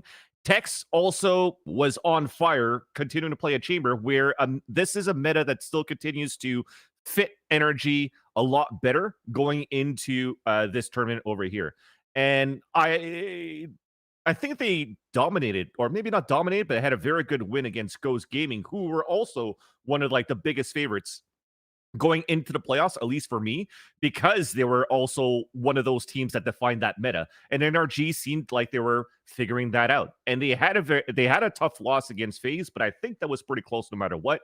And I feel that with that time that they have now to iron out some of those kinks with now Ethan in the roster, they'll be looking pretty good for the LCQ here. I don't know, man. I think the I think playoff so. run specifically relies on Tex being a monster, and if they don't do that, then they don't even make LCQ. Yeah, I mean And that's the same for a lot of these teams, right? EG is the same. I feel that if Busio's not popping off as a chamber, it's gonna be something EG had similar. so much. EG was literally the meta in the middle of fucking group stage. They were fucking. And if Dicey, what if Dicey wasn't popping off? Dicey was popping out through entirety of group stage, Vincent. There's a difference. That's true. Between But what if he doesn't during group stage? If he doesn't, then they lose. Okay, sure. But the point is, there's evidence to support fucking Dicey being good. There's no evidence to support. I mean, Tex did good in playoffs. Tex actually did pretty He did good in playoffs. He did not do good in groups. He was fucking mediocre at best in groups. The pressure's on when he gets to once they get to the LCQ. The pressure's on, you know. Okay, sure. I mean, I could believe that. Once again, I don't believe in it. I'm not believing in NRG here. Mine was just like, you know what? Fuck it. I got a freebie. I'm gonna throw NRG. I only believe in FaZe. Let me fucking just take this soccer ball and punt this shit out. I mean, the thing is, I don't feel a lot of confidence in most of the teams other than FaZe. FaZe impressed me so much. Really, like, dude? I don't know, man. True, dude. Bren, you're talking about Paperworks. Oh, I fucking love how Paperworks play. They're the best. I love them. And then you don't got confidence in FaZe. And then you're not gonna put the Smeeg? You can't. And the thing is, they won't even full Smeeg You can't anymore. slot FaZe through the same thing as Paper X. You just can't I just slot worry. it. I Yes, just they're worry. aggressive, but they just can't play the same style as Paper X. I see. On paper, pound for pound. But I'm really worried. I'm really worried. No, they don't. can't do it as well. Though, because they don't. They don't do the same. Breeze and Fracture, they literally do, baby. It just fucking runs. It's just looking good because you have Baby Bay on like a neon and is just fucking storming through. Yes, he's sliding through, playing fucking Apex and getting kills. Yes, it works, but it's not the same thing as like a Jing fucking double satchel charge or a fucking Forsaken Plat and TPing out. That you can't repeat that if you're playing FaZe with the same as FaZe. I mean, it's he's spinning, man. Whoa, calm down. I'm moderating like a political debate right now. I'm like between the two sides. I mean, just going back and forth. How do people do this? I'm like, how do I do this from an online my monitor here. Dude, you have the facial hair to do it. You need to step up and fill up the role. So I need to get more alpha. I think the thing is, there's so many uncertainties coming into this NA LCQ. I wouldn't be surprised if FaZe go on a fucking tear and can't be stopped. But I'm really worried as well that we just end up seeing really good form from them, and then not enough beyond that one instance where they had fantastic form. They had a long period of time where they were playing really, really well. But keeping it going in LCQ when there's also top teams, like there's so many good teams in this event. Let's do the Preds. Let's do the Preds, man. Let's do the Preds. Let's go over it. The North American LCQ match predictions. Let's roll into it, man, because this is what I'm curious about. Who the frick has what has happened? The first match has got to be the Sentinel Guard one, right? That we're going over. It's got to be this one. Yeah, it is. The Guard versus Sentinels clout match, and I've got Sentinels. I've bamboozled you all, dude. You're so you're just dumb, bro. I bamboozled you all. No, I'm tired of this guy. They're winning it all. They're not winning it all, but they are beating the Guard. Dude, it's always sunny in Philadelphia.png. I'm tired of this dude. I'm tired of this dude. You're just inciting the masses, man. No. And you know what's happening too? Every single org that's in LCQ, they're gonna be combing through this VOD, getting screenshots. Sentinels, they already have their 50 data interns scrubbing the VOD for future memes. Like you've just given them so much ammunition here. You've simply resupplied the fronts of the content wars. Doesn't matter. I'm a double agent. I'm a triple agent. I'm going backwards and forwards. Oh, do any of us really believe they're gonna be able to get out, make it out, and they're not gonna go out on two? Blah blah blah. Listen, they've got Shroud. Shroud hasn't played a professional game in fucking back in 2017. 2015. Do you remember the summer of 2015? We were all playing Minecraft and Age of Empires 2 on a memory stick. We were all just chilling. We were enjoying life. Skyrim. It was the greatest of days. Do you remember 2015? Shroud was unbelievable. I feel like I have brain damage. I feel like I'm getting psychic damage. Honest, real talk here. Kurt asked for my Preds like 15 minutes before the episode. I think a different person took over my body. And feel that stuff because I came into this. I don't know how I'm shopping and changing. Dude, Shrouded in Minecraft. This has 17,000 views. How did you find this? It's a Wait, Shroud even VOD. in this video. No, he is. He's in the left. There he is. Cam. Yeah, this is just a VOD. Someone just took Shroud's Cosplaying VOD as and did a Bren. YouTube classic. Just doing just stole he's it. in his goatee era. They just stole his fucking VOD and uploaded it. Yeah, dude. Honestly, though, this is contingent on Guard still slumping, isn't it? This match. Yep. Yes. Yep. Yes. I agree. And that's if we see Sen win. It's for Guard to lose more than Sentinels to win, and that's why I still unfortunately believe that it's still the Guard to lose. I just went with the clout option. I'm not feeling the let's try to get comfortable in our roles and whatnot and see if it works out. I mean, I was the scoreboard Steven looking at the tier 2 competitions that the Guard have been playing. There's no VODs, but we're looking at the compositions that they're playing. This is important. Hold on. Sorry, Vance. We My got grandmother is getting something on camera. Quickly, who do you think is going to win, Guard or Sentinels? Sentinels. She said Switch my bread. Switch it. You gotta go. We have the NA prediction. The NA prediction's in. Sentinels. She's going going to Sentinels. Wait, there we go. is your non in Panama as well, Bren? Yep, we're all hiding out from the government. Yep. We're all hiding. All right. We never really hit that. Weren't we supposed to talk about that? We will at the end, I think. Okay. Very briefly. We're gonna put that at the end. Yeah. At the end of the episode. We'll talk about it at the end of the episode. Whatever. Yeah. Let's do the next match. Let's do the next match. Come on. Let's go. What is the next match? Oh, I know what it is. Shopify versus Cloud9. Shopify Rebellion versus Cloud9. And this is an intriguing one. Balla, you're the lone person who has gone for Shopify. Yeah, I am. You guys are hating on Shopify. Oh, they're boring. Whatever. No, I like Shopify. I just didn't believe in them this roster time. changes. They didn't do nothing. They didn't play any Mickey. They played one Mickey Mouse tournament or something like that. Like they lost. This got nothing, bro. Shopify. I am quite curious though. I thought I was going to be one of the only people going for Cloud9. No. I mean, I wavered pretty heavily. I'm a Shopify defender. Remember, I became a Shopify defender and an XL hater. And then I just I'm wearing a Cloud9 hoodie, so I might as well put Cloud9 in there. I don't know. I think here's what I'm gonna say. What is on that hoodie? I'm sorry. Is that a Smurf? Yeah, what is that? Yeah, it's Smurfing. Cloud9 Smurfing. Just Smurfing. Oh, that's literally have merch. How did they get away with that? They do a little collab. They did a little collab. They did a collab. They had a collab with the X Smurf thing. It was actually. Why are you saying it cold? Why do you say it like that? Collab. Because Bren said it. I thought it was pretty cool when he said it. So I wanted to follow up with that. How are you supposed to say it? Collab? Collaboration. Collab is like it's like collaboration. Collab. We need collaboration. Wait, let's get on to the next spread. Yeah. Well, no, I will say though, I think Cloud9. The one thing again that I wanted them to have more of towards the tail end of like the group stage was more time. I think to get used to their roster situation and their circumstances. Now they've got it. And they've had it, and they've hopefully been finding a circumstance that works out for them. I'm hoping that we're going to get a top tier Cloud9 that's going to turn up at this event, and not just the floundering one where it's looked like they've got weaker pieces. Wait, what did you say? That you predicted them? Yeah, I predicted them, but they're very similar to the Guard, to Sentinels, to Shopify Rebellion. It's just one of those mid-tier packs that are going to make it to like 4th to 6th, and that's it. It's so hard. We haven't seen them in ages, though. No, we watched Cloud9 for NEL versus version 1, and they had Leaf playing Neon on Breeze, where Leaf was like probably the best Breeze jet player taking mid control until they're running similar things and lost 13-2. They played some Pearl, so that didn't really matter, but it was nice to see how they were running Pearl.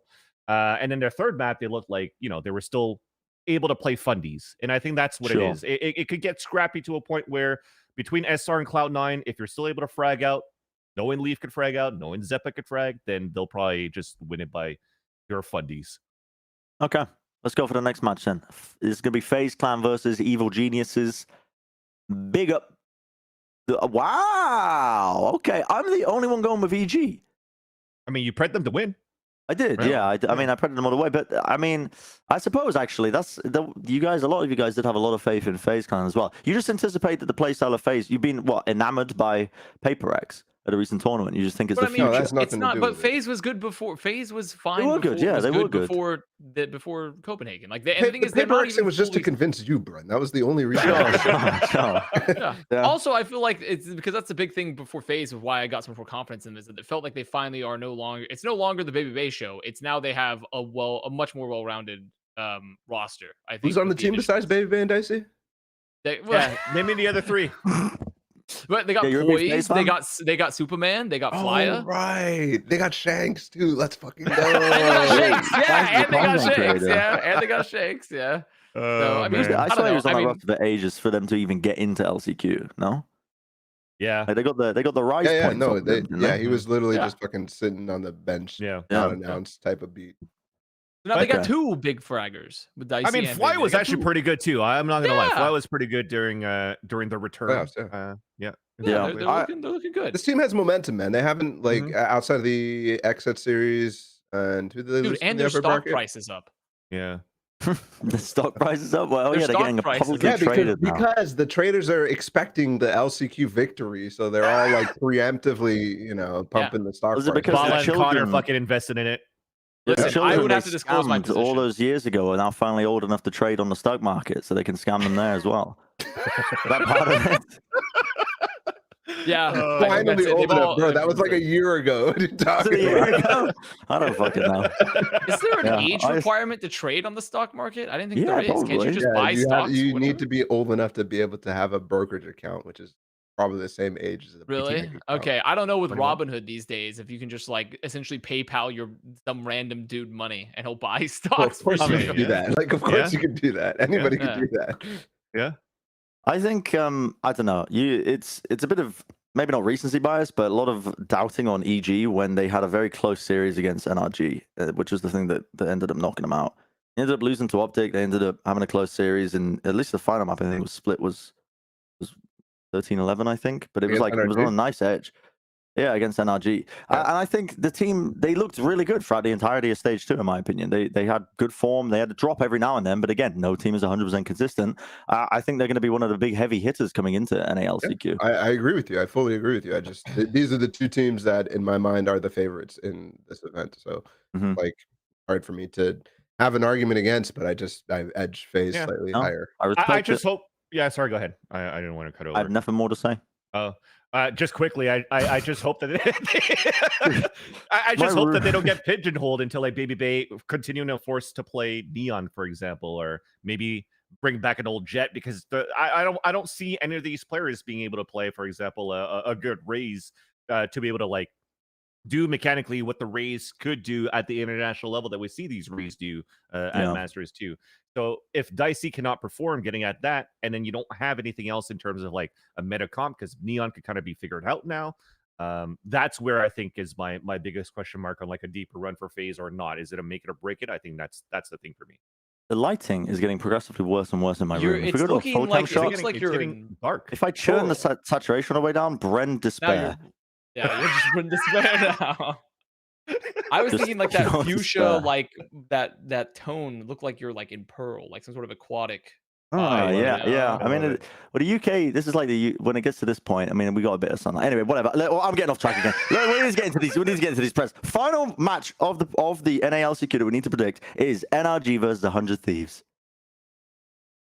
And we've all got 100 Thieves, with the exception of Vansilli, who's gone for NRG as his pred. They were your top team, your top dog. So that makes some sense there. Same arguments apply. Yeah, only thing too, 100 Thieves match to lose more than anything else. I think that's going to be the make it or break it for NRG because 100 Thieves, have not been playing too much Chamber with the exception of Fracture. Word in the street, Scrimbucks, is that you're actually getting a little bit more Chamber out of Will right now in the games, but taking Will away from Jet and from Raze, does that mean that they have less synergy to be able to create space to get into sites? Because they were actually really good. Let's face it, 100 Thieves are amazing at going for the plants and playing the pulse plants, but that's also from space creation as well from Will making it through. So if they don't have a duelist, if they're playing a non-duelist comp, will this work out? I think that they were figured out during the playoffs too, which is why they had an early exit. So I think NRG is on a better momentum run, in my opinion. I'm of the mind that 100 Thieves was such a young team that they just needed time, and now they've got a bit more time to work with. So that's why I'm expecting them to have a good showcase this event. Are you guys on a similar train of thought, Balla, Connor? Kind of, not really. I think that we've had enough time for them to at least see what their identity is, and I don't really expect it to change. But I just I'm more anti-NRG here than anything else. I still do believe in NRGs, and I think with a little bit more time, like they'll get more cohesive and actually good. But I don't think that like they're learning about themselves anymore in terms of play style or anything. I think that development will come potentially in the future again, like at an international land, but not here at LCQ. I don't think so. Yeah, I'm pretty much in the same. But once again, like I've essentially punted for like I believe in FaZe, and everyone else I'm like, like that's kind of how I feel about LCQ in general. Same. That's like how I feel about LCQ right now. And so, I mean, I believe in 100 teams a little bit more overall, but I need NRG to lose this match to activate my trap card to activate my NRG trap for second place. So, well, okay. I don't really have much faith in this compared to the rest of them. Interesting. Yeah, it's dude, NRG is such a I don't know how to describe them. They're such a loose team that I feel like that plays really nicely against teams that are trying to play structure and trying to play stuff that they've been practicing. They're so willing to throw stuff away and around and just take risks, which is so dangerous to go up against. It really is. Yeah. I don't know. They could end up just doing really well, but I just the fucking armchair analyst part of me just doesn't want that to succeed as much, because I want teams that, you know, they follow the mold more, I guess, to succeed. But yeah, it could happen. I don't know. The thing is, there's so many unknowns coming into this NA LCQ. Really not too sure. Now let's talk about a region that we know even less about now, because we're going to do the EMEA LCQ match predictions, which is on the other side of the things, all the way on the other side of the pond. Except I'm on that side of the pond right now, and you guys are not. There's a big gulf there. G2 versus OG London United. That's the first match that we're looking at here for the EMEA LCQ match predictions. And we've all gone for G2, apart from Connor, who went with OG London United. I'm telling you, man. I believe in London. I believe in London. I believe after hearing the news, G2, they're trying to get a partnership in North America. They're desperately trying to flee Europe. I just think that, you know, London, they know the route. They know where they represent. And overall, I mean, honestly, like from the non-meme perspective, I do feel like because remember the last time these teams matched up, London won. London won. This is literally a rematch from playoffs. It's literally a rematch from Challengers. Last week of Challengers. And they looked they looked good. Like I think they looked pretty good. And I've also really liked. I think this is the time for them to kind of show like how good of a team they are. Even when they first debuted, I was like, wow, this team has like some very solid. It reminds me of like a slightly more polished version of Big. In terms of like they had like good XX, they had talented players. I actually do like London a lot, and I feel like G2 have been. I just haven't liked their looks. I haven't liked G2's looks for a while, and they've been like trying to figure out what to do with this roster at times, especially with like Mixel coming in and out. Like obviously that's kind of been settled for a bit, but I don't know. I like London. I like how they look. I fucking love London United, and I don't know why you guys are laughing at fucking Connor punching here. I'm the only one brave. Yeah, enough. honestly, I wasn't laughing. It was more just Connor. Connor makes me laugh with just his mannerisms. No, I like the pick, and I think London. I think the reason I'm not going for London is the fact that I don't believe that they've had. This is their hardest task yet, and it's not just beating G2. It's LCQ. This is the hardest tournament that they've been a part of. They've only played in fucking like group stages in regular season. Like they haven't played in a playoff situation yet, and I think that is going to cause them to not be as good as it's a pressure match. That's where I go for G2. That G2 is so much more experienced in these. Yeah, dude, I don't know. This is the last hurrah for G2 in my mind when I'm looking at this team, because they've had moments where they've looked fantastic, but it almost feels like they're just, I don't know. You know, you ever met two people in a relationship and they like thrive off of hatred for one another? Yep. They're like, Sure, and it just yeah. like, it just, I kind of feel like that with just the whole team and themselves. I'm not saying they hate each other, but G2 just feel like they're just like, I don't know, just this group of gamers, and they're just like, listen, let's get the job done here. Nuki's like, fucking hell, I got to IGL again. Got to do this again, have I? And then it like Mixwell was just like, guys, I've still got 50,000 followers, 500 million followers. Keep me on the roster, blah, blah, blah. Dude, who the fuck knows what's going to happen in this game? But this is the last hurrah for G2. OG London United, I mean, no disrespect to them by predicting G2 here as well. But yeah, I don't know. The last time that we ended up seeing G2 was like a close loss to Fnatic, I think. And even then it was like, I think they let Icebox through against them. Yeah, cool. I mean, what is that?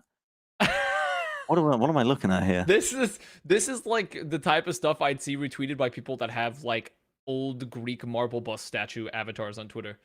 What is going on with the humanity? Hard choices. Like what role is Mixwell going to play this match? Is he going to play duelist? Is he going to play controller? Is he going to play Jet? They don't fucking know. They have to make the hardest decisions on compositions against OG London United that they're going to win because of that. Because they'll have the easy life right after. The hard choices of what comp are we using, then they win.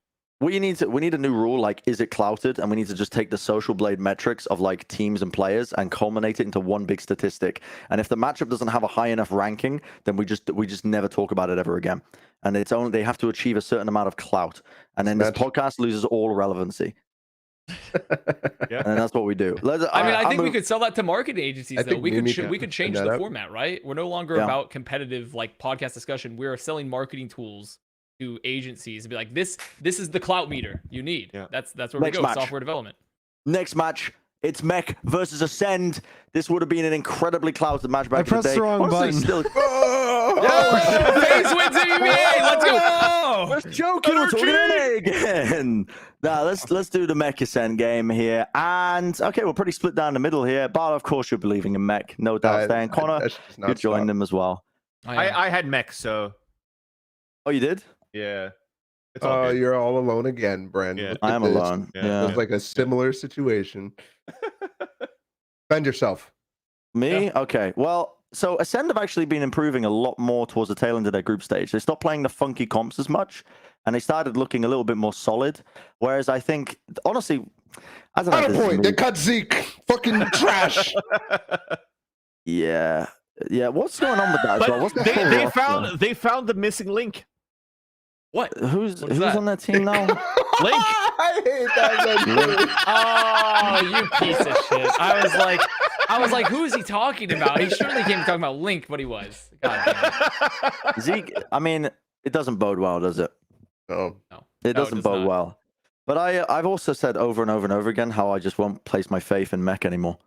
So I feel like I can't go up against that anymore. I don't know. It's such a weird situation with Ascend because I feel like Zeke... Counterpoint.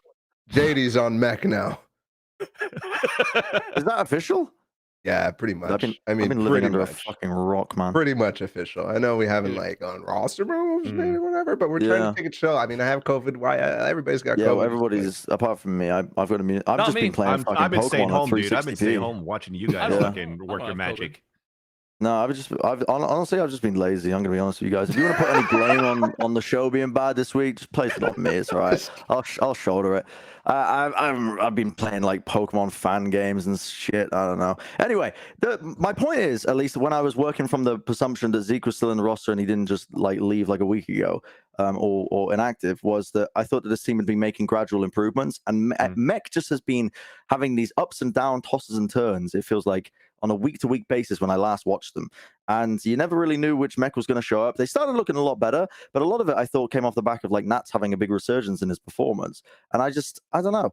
It felt like out of the two teams that got their shit together, I had more faith in Ascent. Now they've got Link in the team.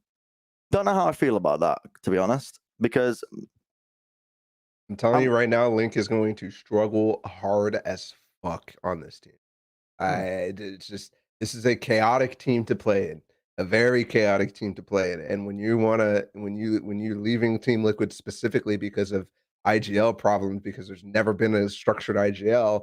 You're going to come into this one, and sure, we're probably going to have an IGL, but it is a chaotic team to play in, and I don't think Link. Oh, we'll see. I mean, I just personally don't think Link has the personality to play within this. Maybe personality is the wrong word, but like tempo, something like that, buzzword, whatever the fuck.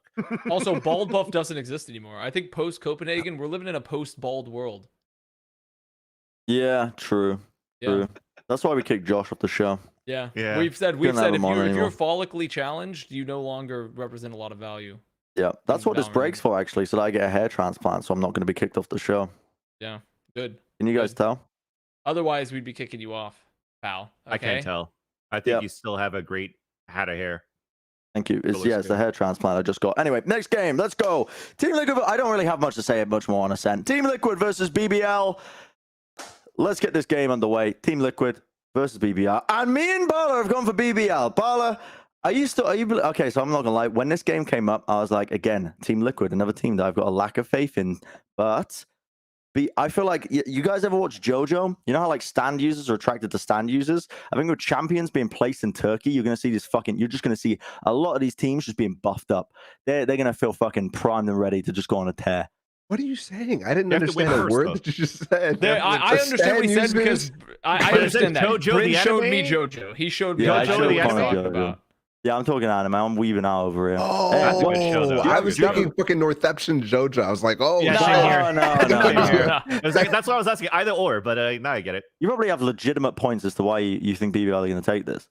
Not really. Okay. I mean, there's a little bit. I have faith in BBL. I like this team. This team is really good, and the reasons I say it over and over is Kushner's a fucking god. This guy's a future like superstar. Just saying. Yeah, he's a nasty player. But mostly, I'm just don't know who Team Liquid's fit is, and they fucking signed DreamHouse last time, and it was stupid, and now they just don't have anybody. So like, I can't predict a team who only has 4 players. Do we know who's IGLing for them? I have no clue. We don't have no Probably idea. Scream still. No. I'm going off that, off the assumption that their 5th player is going to be the player that's going to help them just win the matches because they're going to go through honeymoon We're just gambling. We're flipping coins. Yeah, of course we're gambling. Of course we're gambling. I'm betting my coins on red like you are in Pokemon, Brent. Oh my God. That's a niche reference for all 30 people who were watching my stream last night. Everyone's going to get that one. No, you're going to have to watch your VODs. Yeah. I mean, yeah, I agree with you. There's just too much uncertainty coming into this match, I think, on the Team Liquid side to feel confident in them. But Connor, you also what's going on? I believe that. Wait, no, listen. Wait. Let me tell you something. I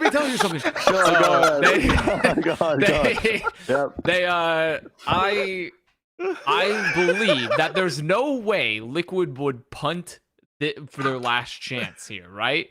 Like, there's no way they would just say, fuck it. Are you thinking like franchise? Right? Question mark? Well, it's not so much. No, because the partnership thing is entirely separate about results in many ways. It's not entirely separate. That's not fair. It's not entirely separate. But it's still like, I still believe that they're wanting to do well. They have a talented roster, and they have a plan for LCQ. So I'm going to believe in a very human-oriented way where I apply order to chaos, even though it shouldn't. There actually is no order to the chaos. I'm going to believe that Liquid is making order to chaos. They have a plan. Their 5th is going to make sense, and they're going to be great. Because last time they matched up, they beat BBL, obviously. They had, they were pretty decent, I'd say. And, sure, they lost Link, but I feel like they're going to be... There's a plan here.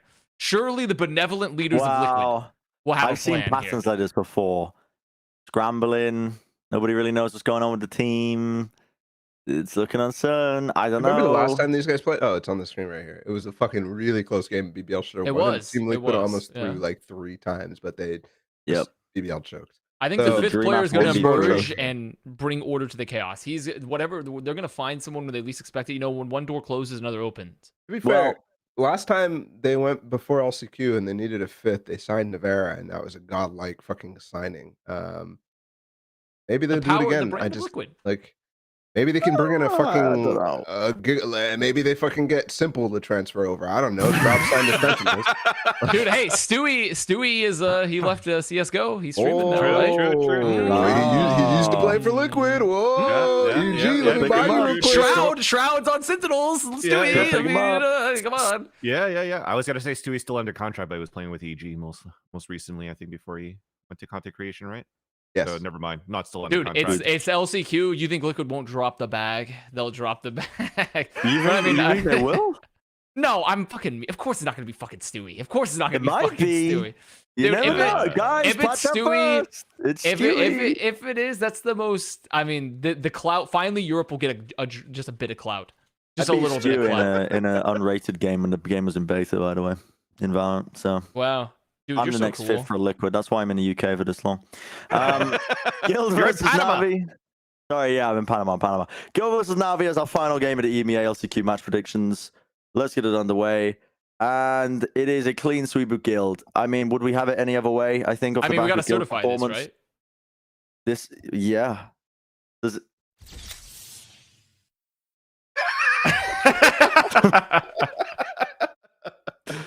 I was so scared it was going to crash the stream because I was still in the co-stream mindset. I was like, oh, bollocks. No, we're good. Yeah, I mean, I think Guild's performance, they looked so good, didn't they, coming into LAN?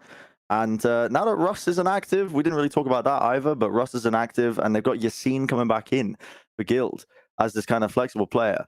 I mean, I never thought, when I watched the gameplay, people clown on Russ so much, but I never thought he was like, listen, he wasn't as good as some other players, but also he was a very impactful player. He always played the roles that the team needed, and he always played in a position that was almost sacrificial in a sense. He's always the one playing off of utility combos and other aspects like that.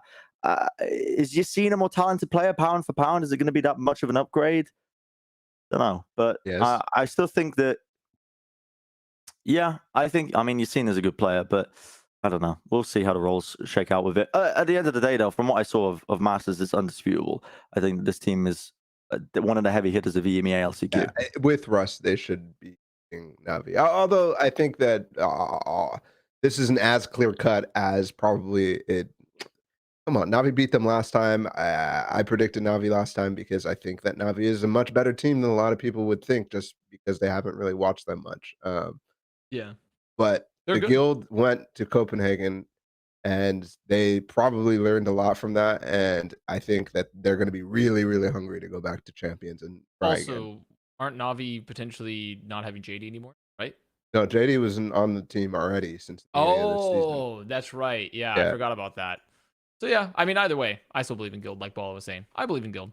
I think Yassine's really good. Yeah, I mean, this is a bit of a no-brainer. All right, that'll do it, I think, for the predictions. I'm just double checking my runner show here, and it's time to get into the real serious news here. This is the most important news that's ended up dropping. This took the world by storm. This news here: the Bren Esports owner to be arrested for drug smuggling. Bren, what are you doing? Yeah, listen, guys. You always wondered how can Plat have these high production values? How the hell are we able to just fly across the world, jet setting, doing these live episodes? It was all off the back of this. I'm so sorry. I'm in hiding. I literally look like I'm in the Misfits prison compound with the background I've got going on. I mean, it's just like. Oh, show you a new prison tattoo you told me about. Oh yeah, I got a new tattoo. Oh wow. Yeah. Dude, it's kind of wicked though. My cellmate ended up doing this. He had his own machine. Oh wow! Pretty sweet piece.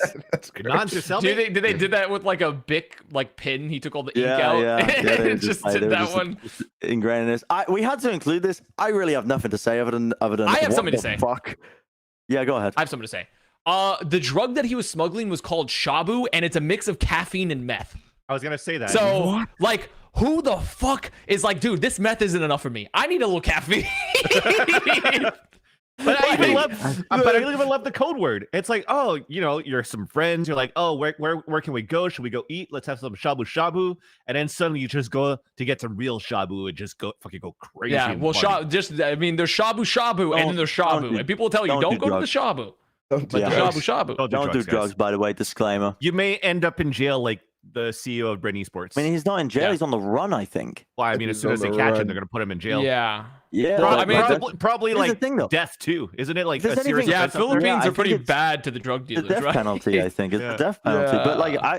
if there's anything I've learned of society is that just rich, he's just gonna he's gonna go somewhere, right? He's rich enough. He's like at the very, very tippity top. He's probably gonna be able to escape somewhere. Does Wait, is he Duarte have posting like on Twitter? I'm sorry, what? Charles taking Wait, to he's- Twitter yeah, I didn't to even read defend this. himself? What? Oh my god. does Duarte have like a Oh wait, son or a daughter? isn't this like his? I don't know. Wasn't there somewhere in the article where like his father or his family owns like a really big Yeah, sporting apparel company? they own a lot of stuff. They own the World Tim and something? Hortons in the Philippines. Yeah. So then they wanted to like Wow. make sure that they're not associated with the owner of Bren Esports because apparently he wanted to do his own thing, which is smuggle drugs. Dude, I mean, this is just wild. It's just Yeah. wild. But I will say, dude, the amount of times I feel like, I don't know, it's you be scrolling through the news and you just see something about Bren Esports, and like part of my brain would always tick like, oh, what the hell? What are people posting about me? And it was always about a team. So like off the back of this, listen, who the hell knows what's coming off the back of this? But maybe I get my handle back off of this. I don't know. Like maybe I get my esports name back. Maybe. Also, by the way, if you keep making jokes about this, it's already done. I don't know. It's the obvious connection. I keep getting messages from people saying, "Is this you?" I tried to at least be the first one, and then as soon as I see somebody comment on it, I was like, okay, I won't tweet it. It's over and over and over again. It's Yeah. relentless. Yeah, that's the real reason I'm in hiding. Imagine you actually, dude. Imagine how fucked up it would be if like they just like scooped you up instead of mistaken identity. Wouldn't that be fucked up? They're just like, dude, this is Bren. This is Bren Esports. Like, where's the Shabu? What they try to pin it on me the next time I travel. Yeah. They're like yeah, that would be really wild. That Wouldn't would be that be like that's like fucked a up? movie. Dude, we Yeah. should fund that. Dude, we should. I mean, with We all of should our do a Plat Shabu Chat money, movie. Yeah, we we should should do a make Plat that Chat movie. All right. I mean, I'm ready we to go to Warner Brothers. They axe back. So Yeah, they yeah. make copious amounts of bad decisions. We could Wait, probably go for them and get it Can we funded. just get a player sponsorship? So can't we just get like the Paramount like deal? Oh, that's true. I did do the ad read for players, so Yeah, Paramount yeah. Plus should Oh, you could did? fund it. Nice, So, yeah. nice, incredible, dude. It's time for the final topic of the entire episode as well. Episode 100 is going to be an important one. It's Wyatt's weekly. This trophy before. Wyatt's weekly award. But who's getting it this time? Just incredible. Now, listen, if I was physically present, I could grab this trophy and I would grapple it down to the earth. But I'm not physically present, so I can't do that. But Wyatt's weekly award. Listen, there's a lot of people you could give this out to, honestly, as well. But I just want to take a moment here to hijack Wyatt's weekly award. Because nobody asked me for my opinion. Listen, on the Overwatch show, we got the Bren's weekly award. No one ever asked me about it. Nobody ever asked me about a Bren's weekly award. Who should it be? Who should it be? And it's been, listen, I got something to say. I got something to get off my chest here for episode 100. This is an important one. You guys know about the James Webb Telescope? I've heard of it. Yes. They're doing I've some heard of that. crazy shit. I'm telling you right now, they're doing some crazy shit at James Webb. It's finally in position. They're taking photos. Some of the first photos we've been able to take into the furthest reaches of space and time. We're learning more about our universe than we ever have before. It is an absolutely monumental thing. And this was a couple of weeks ago as well, by the way. We've had this a while ago. I remember I was in my hotel room in Copenhagen. I was just on the toilet. I was just looking at my phone. I was looking at the pictures. I'm like, dude, fucking science is sweet. This shit is banging. So I'm giving a Wyatt's weekly award to the fucking James Webb Telescope for finally getting set up, to the scientific community. I'm hijacking this one. I'm taking it over. No one else is getting it. We're giving it to them. Let me get some pictures of science and stuff. Where is it? The James Webb Telescope. I mean, I think It's not the James Webb Telescope, but listen, there's got to be some fun, dude. You want to see these photos, man? They're crazy. I think this is a really good award, but we did, considering that Copenhagen just happened, right? You want to give it to a player? There could be players, Why but has you know been- what? why has You been given it chose. to- It's your. Yeah, you chose. Why has been giving it to Texas dogs? I'm allowed to give it to the That- but- scientific community. I mean, sure. I mean, yeah, I agree. It's your privilege to do so. You know what? You're Mr. Chairman. The floor is yours. Yeah, and I'm doing it. And also, if you're a viewer who disagrees with me, make sure you write a comment about who you would want as the Wyatt Weekly Award. Because listen, it's an open system. You guys can comment. We might end up retconning mine and doing a different one.